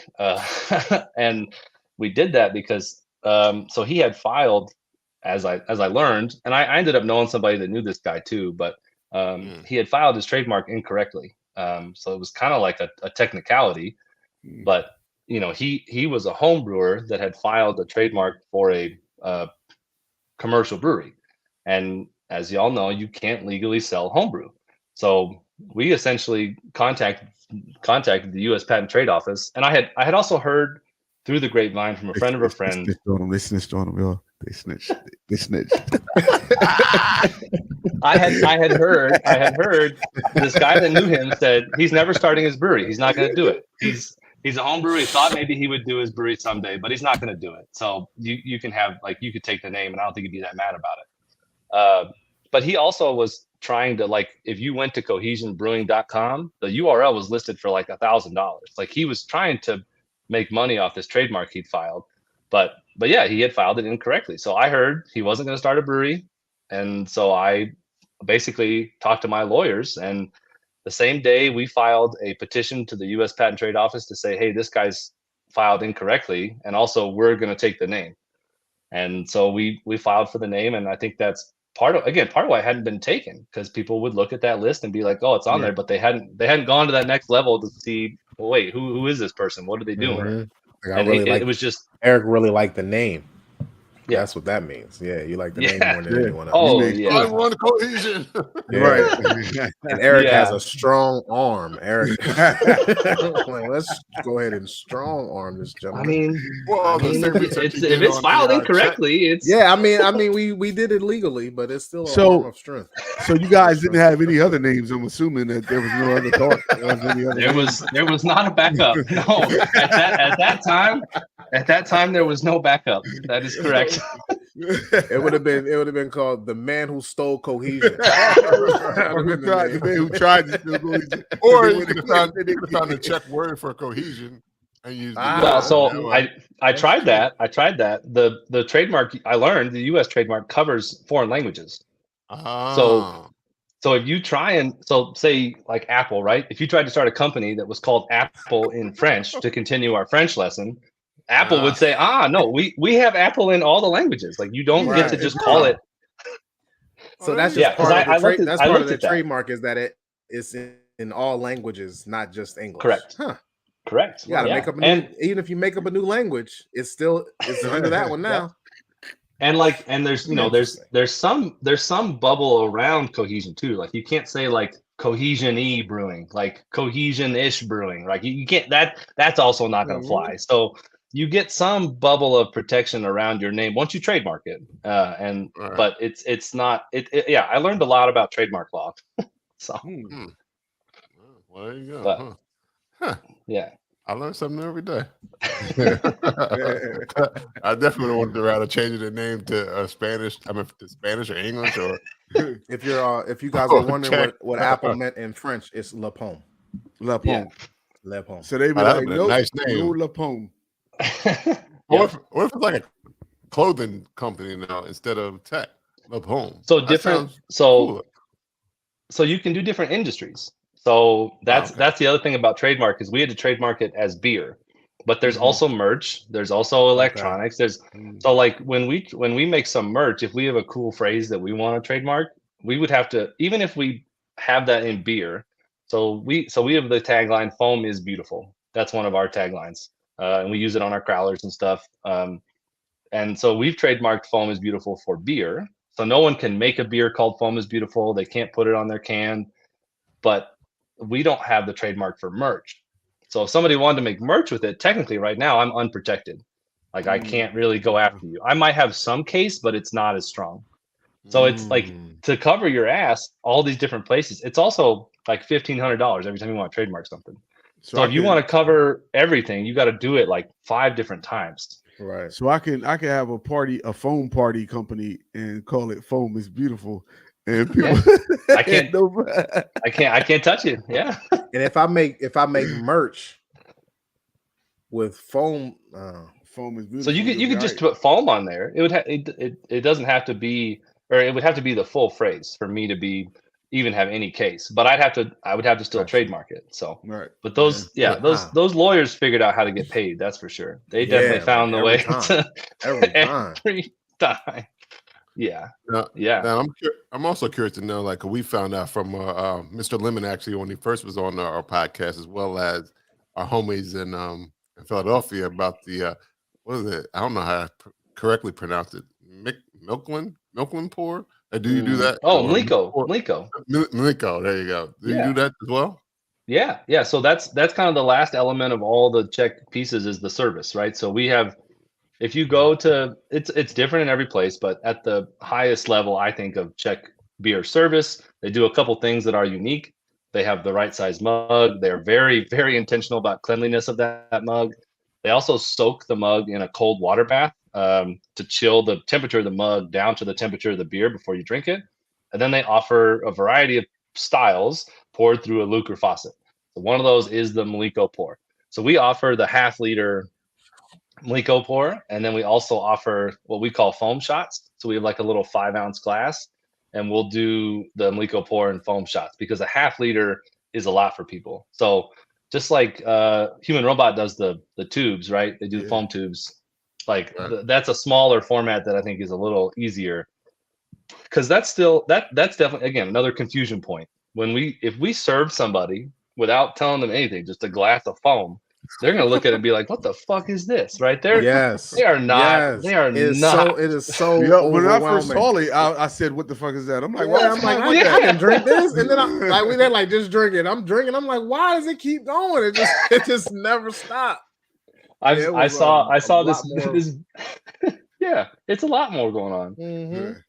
But I saw this girl on Instagram, like a influencer person, come into our tap room, and she ordered a Mliko, or somebody ordered her Mliko. I don't know if she ordered it, but then the video that came up, it's the mug and it's full of foam, and she's looking at it and she's like, I can't do it.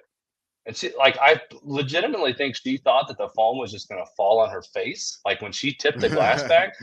She's like, what do I do here? And there's just like a minute of her like putting it up to her mouth, and then no, I can't do it.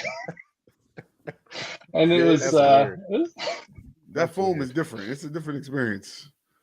Foam is beautiful. Yeah. It's good because you don't expect the foam to have a flavor to it and like a smoothness to it, but it does. And it actually just like turns in its liquid. Yeah. Yep. The foam is gone if you drink it all. Yeah. It's when we let it settle. So in the half-liter mug, we've let it settle to measure, because we have to figure out how much we're going to charge you for it. So we have to know how much beer it really is. So we filled it up and let it settle. And in the half-liter mug, which to the top is about 22 ounces of liquid, it settles into about 12 ounces of liquid. I mean, there's beer in there. You could get drunk on Likos if you wanted to. Right. 12 ounces. I think I have. I got drunk on them, off them milk tubes or whatever they call it. But that's what a lot of people don't think there's any beer in there. So they're like, I could drink as many of these as I want. I'm like, I mean, go for it, but it's gonna hit you eventually. Yeah. That's true. There's definitely beer in there. That's not a foam shot. Yeah. So that's why we offer the little 5-ounce ones for people that they want to try it, but don't want to go for the whole thing. But we are going to do, at our anniversary, we're going to do like a Mliko chugging contest. So I'm interested to see how many people actually enter that, because I think most people are still going to be a little scared of it. But I would think so.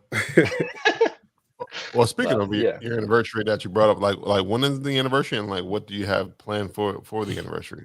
Mm-hmm. So that's August 5th, two Saturdays, I guess, from yesterday. So we're gonna do at our tap room. We're in an old Army supply depot. We got a ton of outdoor space, and then there's actually a little park that's like across from us. So we're gonna set up a little beer garden in the park. Normally we can't serve beer down there. We're gonna set it up like a European beer garden. So drinking under the trees outside. A nice little environment. We're gonna do the Mliko chugging contest. We did some new merch. It's foamies for the homies. So that's some phrase that one of our bartenders kept saying when people wanted Mliko shots. He would just say foamies for the homies. So we made some merch up with that and some milk shot glasses. So we're gonna do those. We got a new beer that I brewed just for the anniversary, and then we got a DJ coming out. So yeah, just like a beer garden party. We got some good food trucks going. Our Czech butcher guy, he's gonna come out and make some food for us. So yeah, it's normally a pretty good day for us, as long as the weather cooperates. So right. Yeah. Well, like all our Denver listeners, y'all know what to do. Head up Cohesion. For real. That's right. That's cool. Because what year? I know you said it started second year. Second year. Yep. Yeah. So we opened in 2021. So it's only been about 2 years. Yeah. Yeah. Some people try to forget that COVID year. They're like, that didn't happen. I try to. No, we did good through. I mean, we missed a lot of the COVID bullshit, right? I mean, we were not those breweries that were open in 2020 that had to just shut down. To go only outside seating, space your tables out in your tap room. We didn't deal with any of that. Like we were really lucky when we opened. Right.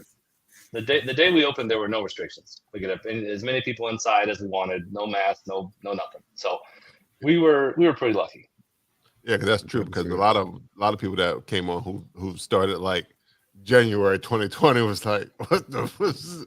Yeah, right. In March they were like, shut all that down. Yeah, right. For goodness. Yeah, they got a taste of normal, and then just everything's different. So yeah, we were lucky. We were lucky with that, for sure. Now, I'm curious to know in terms of just because of the I don't know, do they can a lot of beer in Czech, or do you can your beer as well? I know you do crowlers, but do you can and distribute locally? So we don't do any packaging in terms of like cans, bottles. We send kegs to a couple accounts, but we require accounts still to pour on the Lucre. So like if you're a bar that wants our beer, you got to pour it on the Lucre, you got to pour it in our glass, and you got to do the Czech pour. So that's been limiting factor, but we don't do cans or bottles. We want people to come in and drink the beer, on site. So it's kind of all about us getting to explain to you, what we're doing and why we're doing it. And then the cans is also, again, I worked at 2 production breweries before I opened this one, and I just don't really want to package beer anymore. Canning. I don't know if y'all have ever worked on a canning line or volunteered on a canning line or anything. It's bottle, just, it's very bottle, competitive. Not can. Yeah. It's a lot. Crazy. Yeah. Yeah, I could see it. It wasn't a lot at one time, but I could see it multiple times over and over again. Right. Yeah. And it's really tough. I mean, a lot of credit to all the breweries that do package and get a consistent product out with the quality they do. It's not easy. It's really to get the oxygen levels right and to get the carb right and get everything dialed, and it's a lot. And you need a lot of infrastructure. And we really wanted to keep the company kind of small and a little more nimble. So it's also that thing, once you start packaging, more and more people expect it, right? So as soon as I have cans, then I have liquor stores and bars and customers. Everybody wants it. The margins are not as good on it. So then I got to make a shit ton more of it to make money. So it's kind of this the beast process you got to feed. Already 8 hours for one part. Yeah. So it becomes this thing. You got to keep feeding and feeding. And it's a very different model of business. And it was just something that kind of, I think if we had the right partners and the right, it also takes a ton of money to do it right. Like you got to have a sales force. These days, you can't just put your beer on the shelf. People aren't going to buy it. Right. You got to have people out there talking for you and working for you. And so we kind of knew, it's not something that we have the capability to do on our own at the outset. So we're going to do our taproom thing and be a little smaller. And if you can make that work, then that'll be great. And so far it's been good. Nice. Good. Yeah, because I applaud it, because I know sometimes I go in the liquor store and be like, yo, how many IPAs can I do? I can't do them more. Even though I did drink IPA today, but I mean, people still love them, and we have them. So we're in Colorado. We're lucky we can do guest taps. So like, if y'all had a brewery in Colorado, we could basically say, hey, can I have some of your beer and put it on my tap? We just sign a temporary agreement, and then I can put your beer on my tap. So if y'all were IPA specialists, I would just say, hey, I'll take a couple kegs of your IPA. And that way, if we have somebody that walks in and they're like, I only drink IPAs, and we say, hey, okay, well, we don't make those. Here's what we do. If they say, yeah, I still want an IPA, then we have one. So it's been nice we're lucky again that we're in a state where that's possible, because that's not the same. How many of those guest taps do you have? So we have 3 total. So Okay. two, Are they all? Two that are, you always have them out? Yeah, 2 is always IPA, or at least 1 is always IPA, and then we have a sour that's always on too, like a fruited. That's could be fruited sour, could be regular sour. But our friends up in Longmont, Primitive Beer, they do like we're committed to Czech lager. They're committed to the Belgian spontaneous tradition, and so we always have one of their beers on. Could be fruited, could be not, but we always have a sour, and then we have some non-alcoholic cans that we offer as well, and a seltzer. So all that stuff is stuff. Again, we just say with another brewery, like, hey, we're temporarily distributing your product, and then we can have all those options in there. So if somebody walks in, they're not too pigeonholed, right? If they really don't, if they want a seltzer, yeah, we got a seltzer. If they want non-alcoholic, yeah, that's fine. So we've tried to be as, offering as many as we can while still focusing on what we do. Right. Sidebar, you just mentioned Longmont. Yeah. Longmont is very, very good city for beer. Yeah. And it seems like it's growing. Every time I hear about it, it's a new brewery out in Longmont. Longmont's like an hour away outside of Denver, and they have Left Hand and I forget, it's another brewery out there besides the one you mentioned. Oscar Blues? Oscar Blues is out there? So there's even another one. Or it starts with an O. It's black owned too. I feel bad. I don't remember. I'm gonna find out right now. Oh man, yeah. Don't worry about it. I'm gonna find out. Y'all keep talking. Longmont, Longmont's awesome. Wibby's up there. They're doing all lagers. There's the guy who used to be the brewmaster.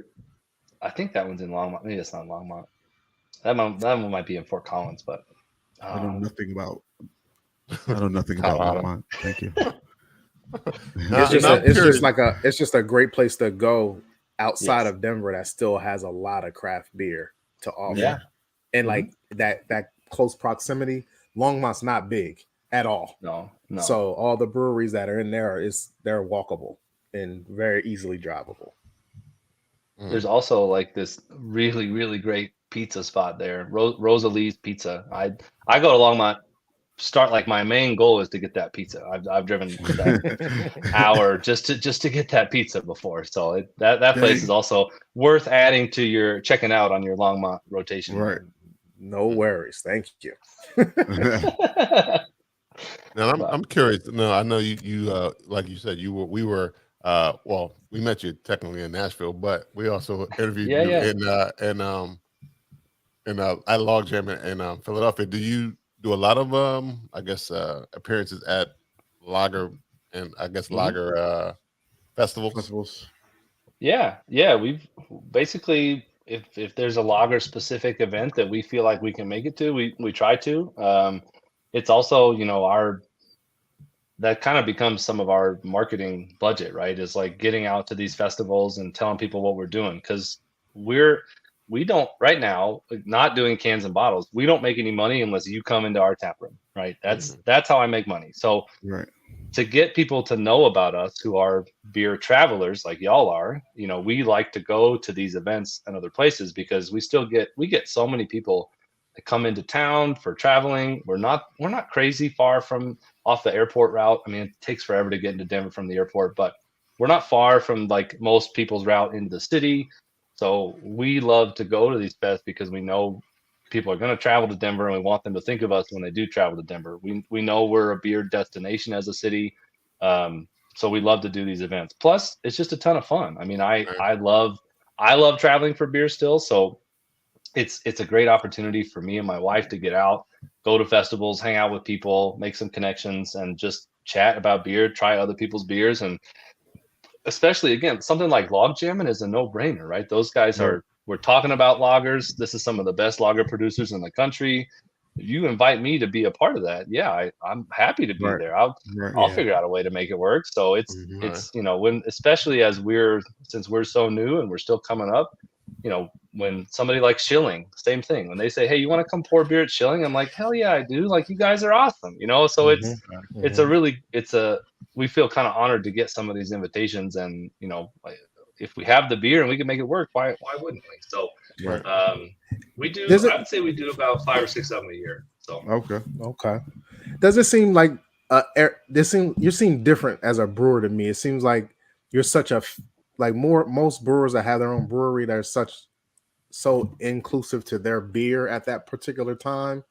But it seems like you're so interested in everybody else's beer as well as the beer that you're producing too. Like you just seem like a beer nerd, you're a true fan of just drinking good beer. It's kind of refreshing. But that's probably most brewers. That's probably because he brews one style of beer. And so if he goes other places, then he can taste everybody else's style, all the style that he likes. Yeah. Well, knowing that not just the one that he's brewing in love with. So, yeah. I like all these other girls on the side. I love my baby. I see what you do. Yeah. But I think it's helpful to be so aware of what other people are doing, right? I mean, and this is my livelihood, right? This is also I love it. I do love it. I love beer. Yeah, you but can tell. This is also my livelihood. Like I feel not only do I enjoy knowing what other people are doing, but I kind of have to, right? And that's something that I think, again, opening Cohesion, part of the reason that it made sense to me was because I'm looking around, I'm seeing what everybody else is doing. We're all talking about lagers, but we're not talking about Czech lagers. Why is that? Who can we talk about it? Are people going to listen? And that was, being, I think, more aware of the industry as a whole helped me feel confident that what we were doing was something that would make sense. But yeah, I still mostly drink lagers when I go. And again, if I could go to I just said this last time. So it was just me and my wife at Log Jamming last time, and we were having a tough time pouring our beer. It was annoying, but I think that was a me problem, not a Log Jamming problem. But I told my wife when we got back, I'm like, do you think we could bring somebody else next time so I could just go and drink and I don't have to pour? Like I mean, I love talking to people, meeting people, but I only got to try 5 other beers. There's all these beers here. I want to try these. So I'm not a beer fest. I'm still a beer fan. That's we had that issue at Log Jamming too. We didn't get it. Yeah, we did. Definitely need an assistant. Y'all were working too. So yeah, absolutely. By the way, guys, that Longmont Black Brewery is called Outworld Brewing. Outworld, that's it. Outworld. Yeah. I met the owner the other day. Yeah, I thought they're in Longmont. Yep. They're a half a mile away from Left Hand. Yeah, and that one's sci-fi themed too. Yep, so absolutely. She's got all kinds of space stuff and names of the beers and planet logos on the t-shirt. It was pretty cool. But it's the first time I had Brussels sprouts. Really? At the brewery? Yeah. Yep. They sold Brussels sprouts there. They have a whole bar and grill in the back. That's the first time you heard Brussels sprouts. Yeah, I mean, my mom don't like them, so she didn't make them. When I was little, she didn't make them. So it was and then who's want to eat baby cabbages as a 19-year-old to a 40-year-old on purpose? I eat them all the time. All right. But did you grow up with them? Did you grow up with them? Yeah, but I didn't like them growing up though. Go ahead and grow up with them. It's a lot of things. I love green beans now. I love broccoli now. My mama made me eat that, but I didn't like it back then. But Brussels sprouts, she was like, I'm not making that crap at all. Those are bad. now they make them they always put bacon in the Brussels sprouts. Yeah, it's always a lot of stuff, butter and garlic. You don't even taste the leaves anymore. Nah, if you roasted Brussels sprouts are amazing. Yeah, air fried are the best. Yeah, they were good, but not enough to put on my diet all the time. Really? I'm not ever buying Brussels sprouts. I'll buy every time. Maybe if they're already cooked, but I'm at the grocery store, I'm walking right past the Brussels sprouts every time. Every time. Brussels sprouts don't never got to worry about me buying them. Never. Yeah. Interesting. Just for that, next time you come over, I'll make it. That's fine. I'm gonna tell you. He said he won't do it. I said I'm not. I said I didn't. And the ones at Outworld, they were good. I was kill him. Next thing you know, he's gonna be like, "Yo, I gotta start making some Brussels." Nah, man. Nah, y'all gotta make those. That's an out of my kitchen type of meal. Brussels sprouts don't belong in my kitchen. That's crazy. Now, I'm curious to get a scope back in terms of even beer festival, because there was I guess an article not too long ago where it said our beer festival is dead. As a brewer and a brewery owner, do you feel this way as well? I'm curious to know because I hadn't asked any brewer that I know this question. I think beer fests are changing just like the beer industry is changing. I mean, let's look at GABF, right? GABF is the biggest beer fest in this country. Used to sell out in 10 minutes, 5 minutes. Those tickets have been live for 2 weeks now, and they're not sold out. So I think that part of the problem is that there's so many beer fests we're just spread thin on them, right? It's almost like craft breweries, right? I do not think there are too many craft breweries.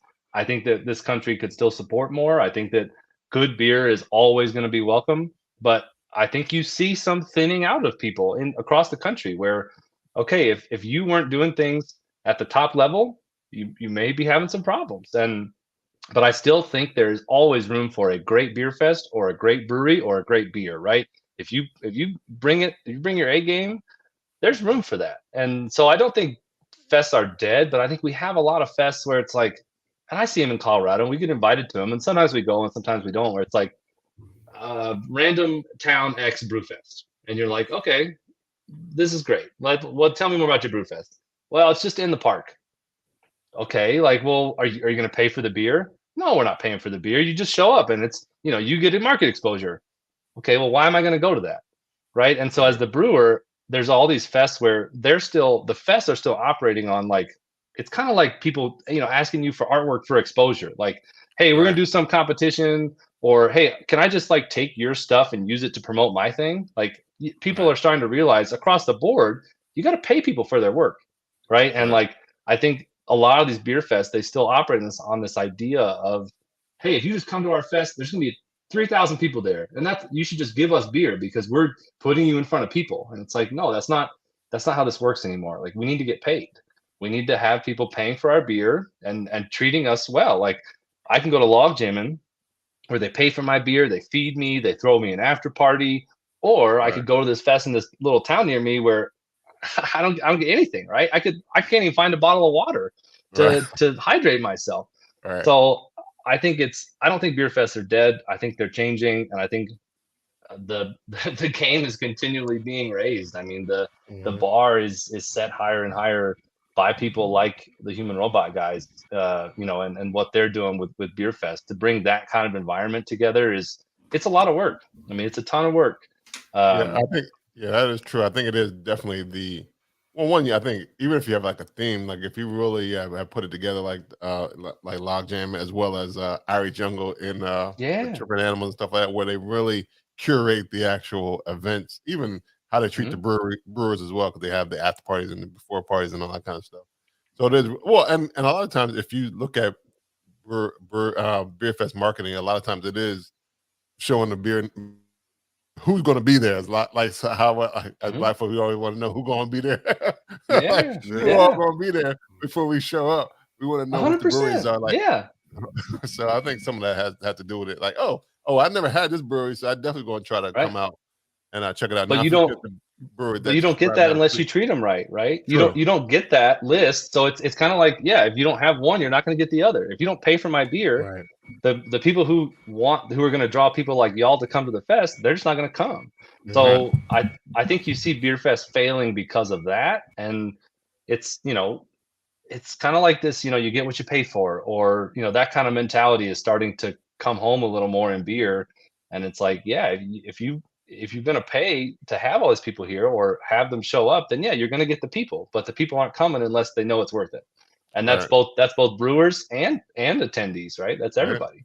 Yeah, because I was having this conversation with a guy yesterday. He was like, some of the beer fests was like, because you were like, I've had all their beers, so why would I go and have these little tasters when they're right down the street and I've had their beers. So if you bring me somebody I've never had or wanted to have, or one of the brands that you like, snap, I really want to get to there, but I haven't been to, I don't know, Texas, Seattle or Oregon or whatever, wherever you're going. Yeah. All right. I was just curious. Yeah, I mean, I saw a lot of articles about it. Yeah, and we're actually like starting to potentially plan our own beer fest, and that's that exact thought process is on my mind. Like, I got to make sure that we have a list of brewers. Like, that's number one. If I don't have a list of brewers that people don't want to come out for, no one's coming. Like, they're not going to come just because I say like, hey, we're throwing a party. Like we're past that. I think again, when craft beer was at the height of its growth, maybe 2015, 2016, and stuff was just bananas out there. Like, you could say Beer Fest and people were like, oh, I love Beer Fest, I'll go.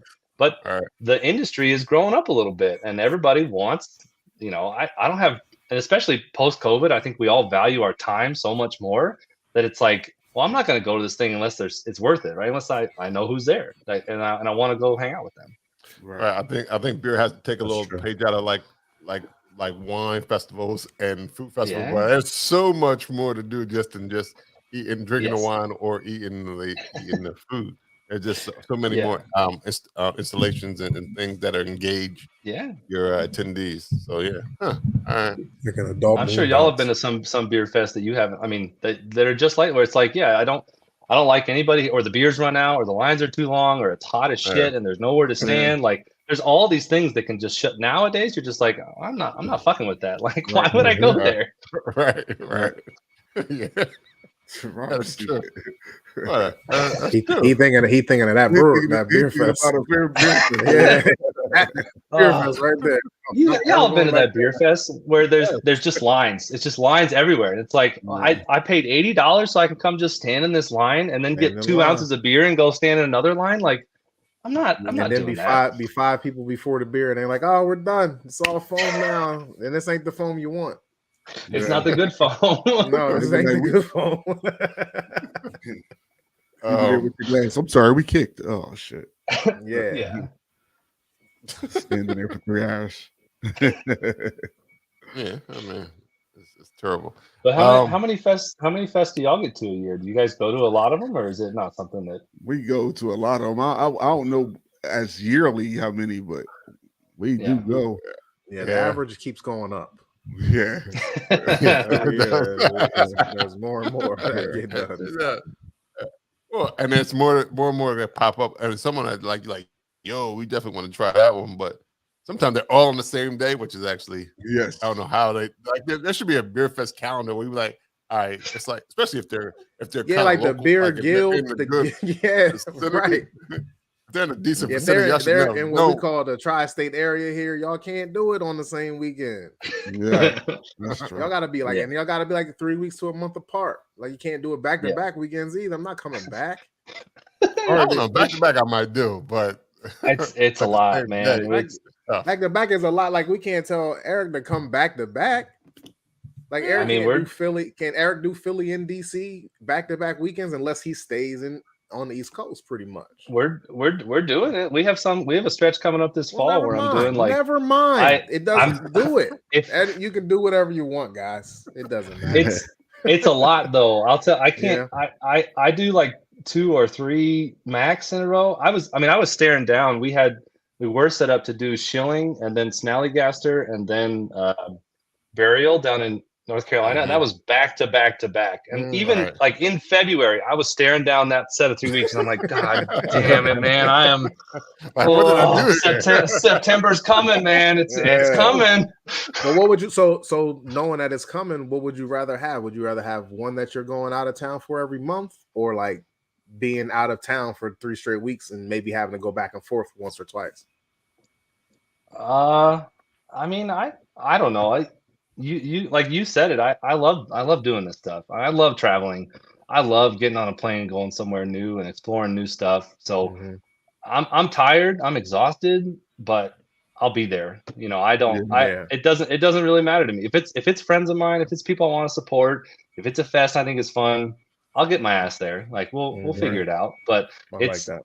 I mean, again, I'm staring it down. I know it's a lot of work, and I know. Especially when you get brewers together, man, people like to go hard. Like some of these guys are nuts. I mean, trust me. We try to stay away from those guys. Yeah, we just go to the man. But yeah, I mean, y'all saw it in Nashville. We were out till 3 in the morning at that little bar. Yes. Till the loudspeaker came on there, like, hey, it's 3 in the morning. We're closing. And I'm like, it's 3 in the fucking morning? Oh my God. So yeah, I mean, I'll do it. I love it. I enjoy it, but it's a lot of work. It's definitely it takes something out of you. But I'm the type of person that I gain energy from being around other people. I rejuvenate. That's why CBC was the catalyst for me to do Cohesion, because I'm around all these people that I love and I like hanging out with, and I got that energy. And that was the push I needed. So it's different for every person. Like I'm the type of person that you get me around my friends, around my peers, around people like y'all that I love just chatting beer with.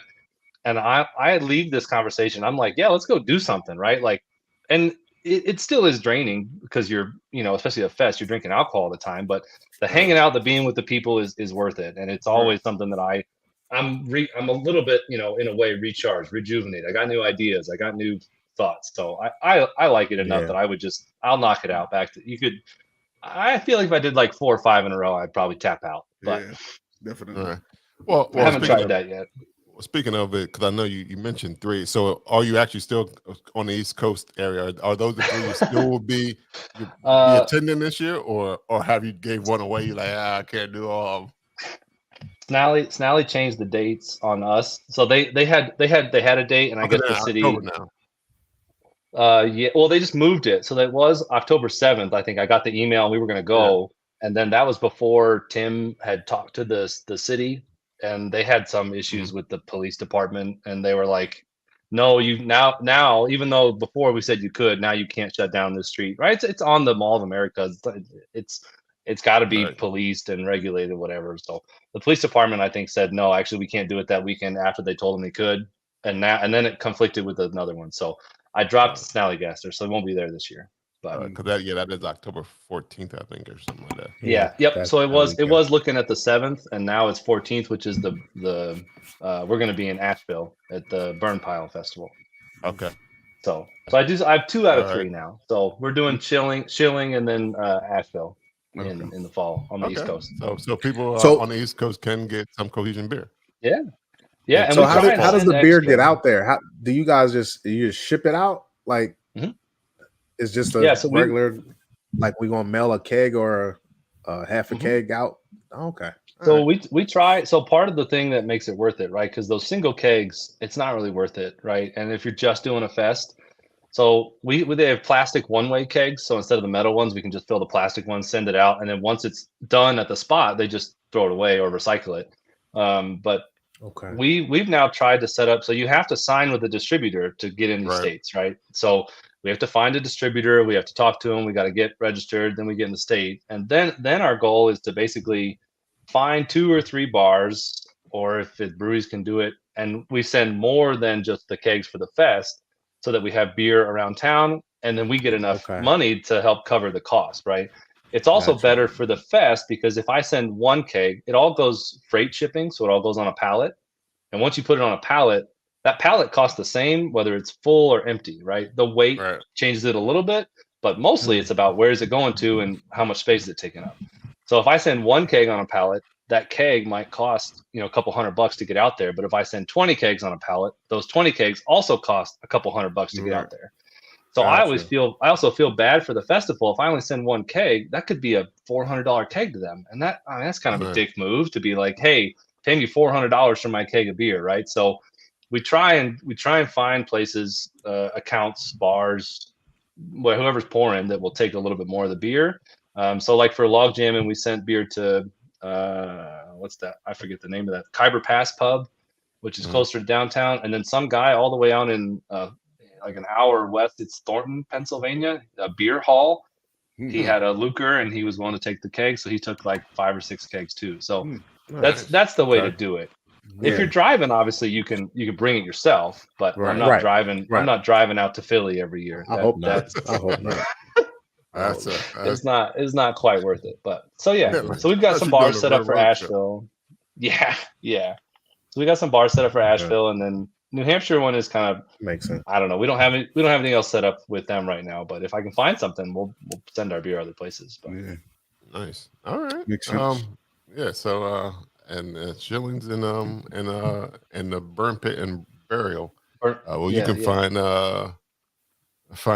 Cohesion this fall. I guess the fall. Yes. Fall. Yeah. Fall. Yeah. Yeah. All right. Anyone have any questions for Eric? Yes.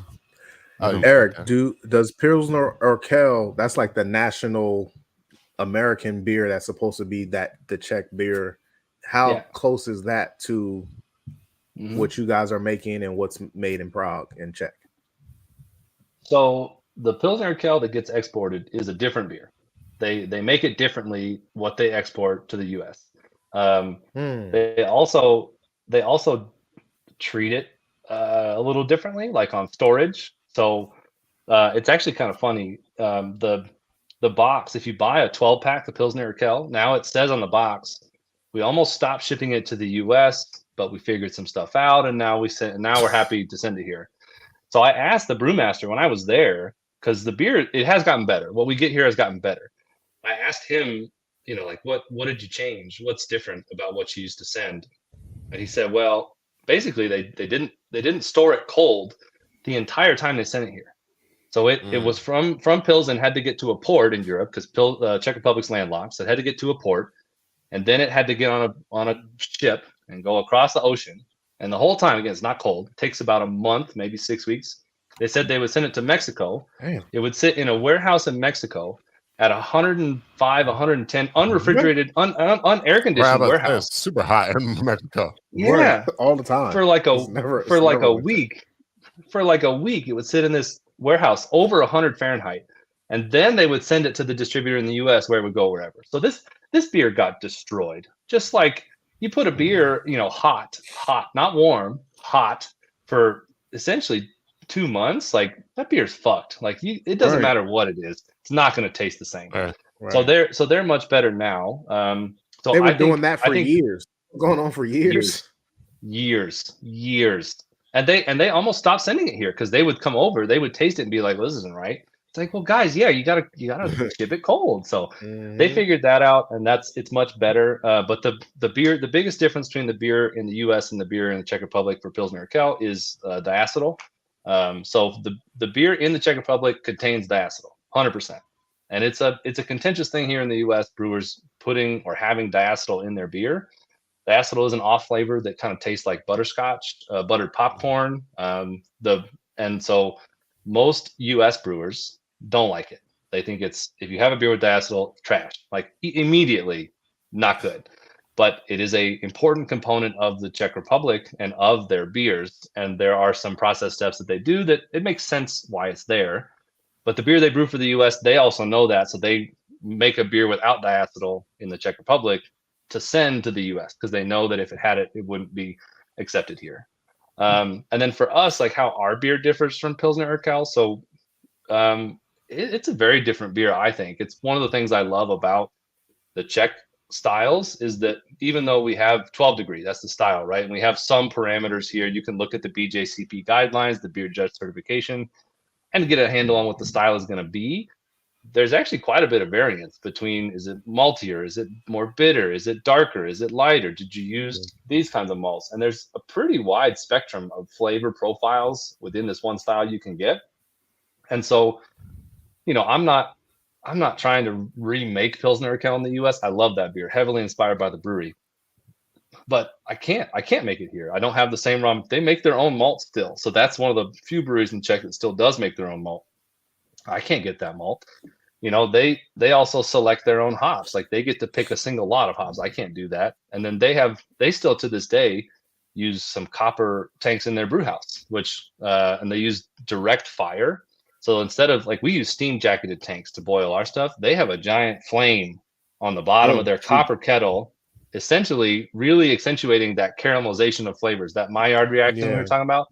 That goes to level 11 when you put, it's like a couple 1,000-degree flame just sitting on the bottom boiling.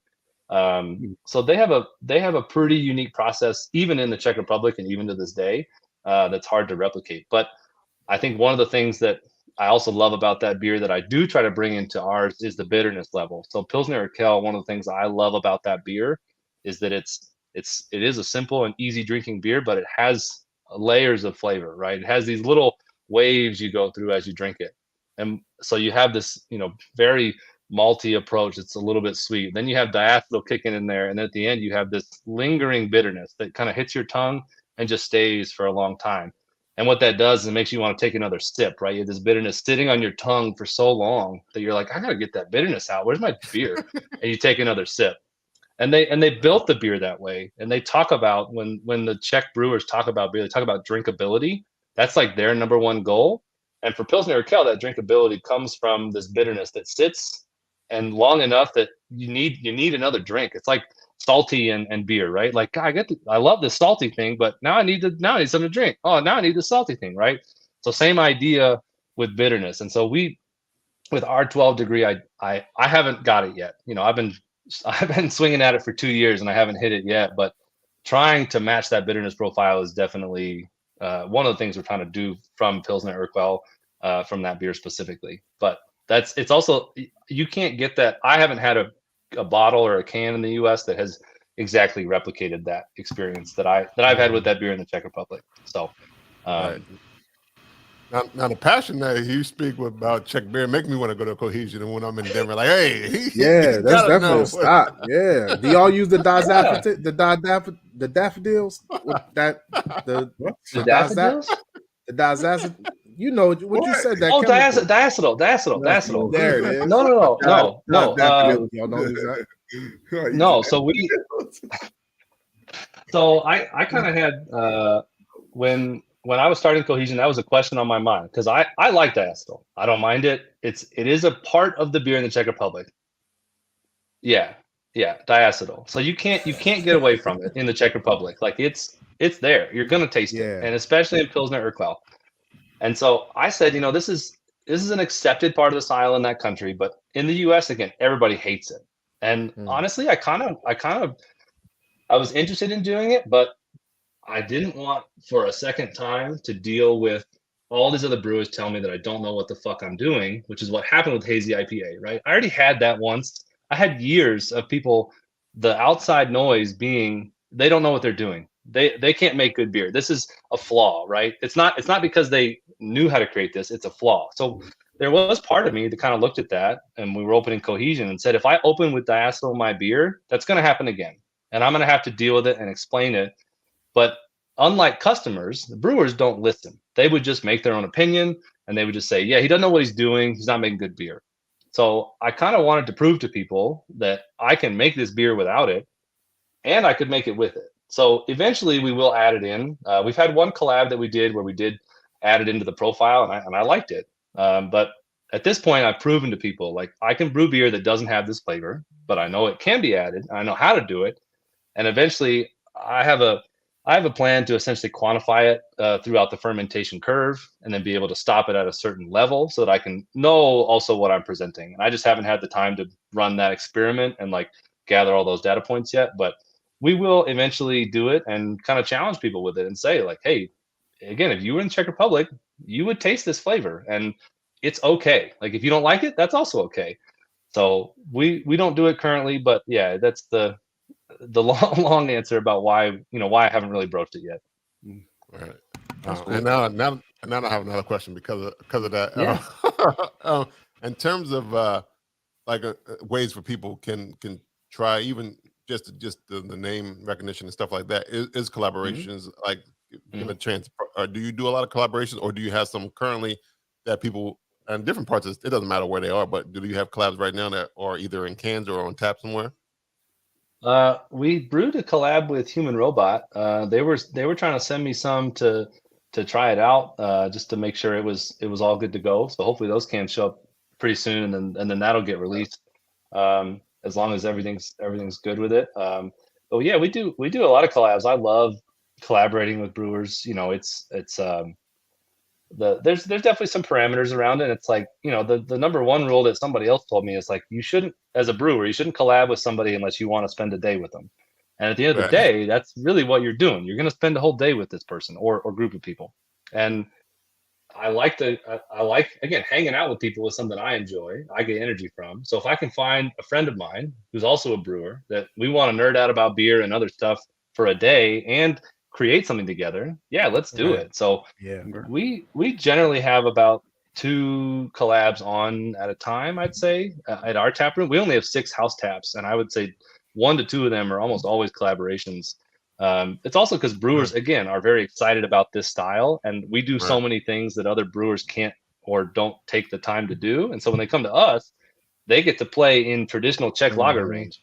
Whereas at their brewery, they're being told, hey, I need more IPA, I need more fruited sour, I need more this. And they don't get to play in this world. So we kind of have like a little bit of a playground for brewers to be like, hey, you want to do like traditional to the style and try and nail it Czech lager? Like, yeah, let's go. And so we've probably done, I don't know, 15 maybe 20 collabs at this point. I love doing them, and we try, and it's another part of doing the fest, right? Like when I went out for Log Jam and I had the opportunity to brew with Human Robot, and that was I learned a ton. I got to see their brew house, hang out all day. So we do them pretty regularly. Nice. That's good. Nice. And my last question, and this had nothing to do really with beer, but because you already said you were in Czech, so I don't know if your wife is, but how did you pick Prague as a honeymoon destination? My wife is not Czech. So my mom, she's retired now, but she worked in telecommunications. So she did. She was a programmer for like companies that would build cell networks around the world. That was her last job. So she would go she went to Rio in Brazil. She went to Moscow. She went to Prague. She went to maybe France, and then like all around the US and Canada.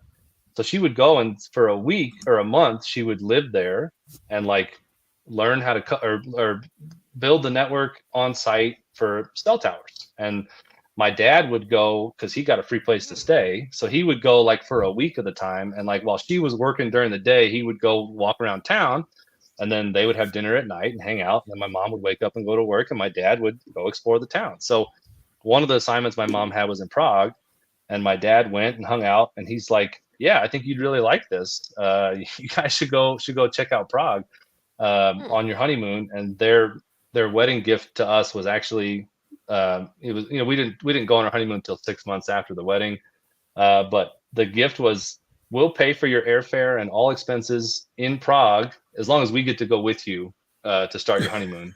And I was like, okay, all right, sure. Separate rooms. All right, so we have separate rooms, we'll be fine. yeah, and then we spent 3 days in Prague with them, and then my wife and I went on the rest of our honeymoon. But they paid for the whole airfare, so I was like, all right, that's fine. So that's how I discovered it, and it had always been on my bucket list to go there. But it's really my dad that kind of forced me to get there. He was like, I think you'd like this place, and turns out my dad knows me a little bit, so he was right. But yeah, and now I get to go back about once a year. It's also it wasn't. Any more questions, Lou? Yeah. What? Why you say it like that? That was weird. No, I don't have any more questions. You kind of just interrupted. Rob's delayed. That's why he's delayed. Oh yeah. It went out on my thing. All right. So I want to thank Eric from Cohesion Brewing for coming through.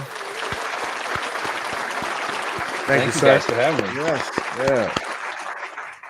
Before we go, we always like to know how people can find you on these World Wide Webs, the actual brick and mortar location in terms of where Cohesion. So how can they find you and learn more about Cohesion? Yeah, so we're at Cohesion Beer on Instagram and Twitter, website cohesionbeer.com. And then we're at 3851 Steel Street in Denver. So it's like 38th and York, just outside the Rhino district. But yeah, we're maybe 10-15 minutes from downtown Denver. So yeah, come check us out. All right. Yo, you can find me on Instagram at ion302 Yoda. Okay, that's all I got. I'm on them Instagrams. My name is Lou Belgium, guys. You can find Bruising Banter Podcast on Instagram, Facebook, and Twitter at Bruising Banter Podcast, as well as Threads and TikTok. You can listen to the podcast, Apple Podcasts, Google Podcasts, anywhere you listen to podcasts. You can say, Alexa, play Bruising Banter Podcast, because we are on Amazon Music. Want to follow me, Rob G, Rob Say Bruising, bing, bing, bing, bing. There it is. This has been episode 211 of Bruising Banter Podcast. Until next time. Have a good week, everyone. Bye. Peace. Clase Azul got me singing I love you too.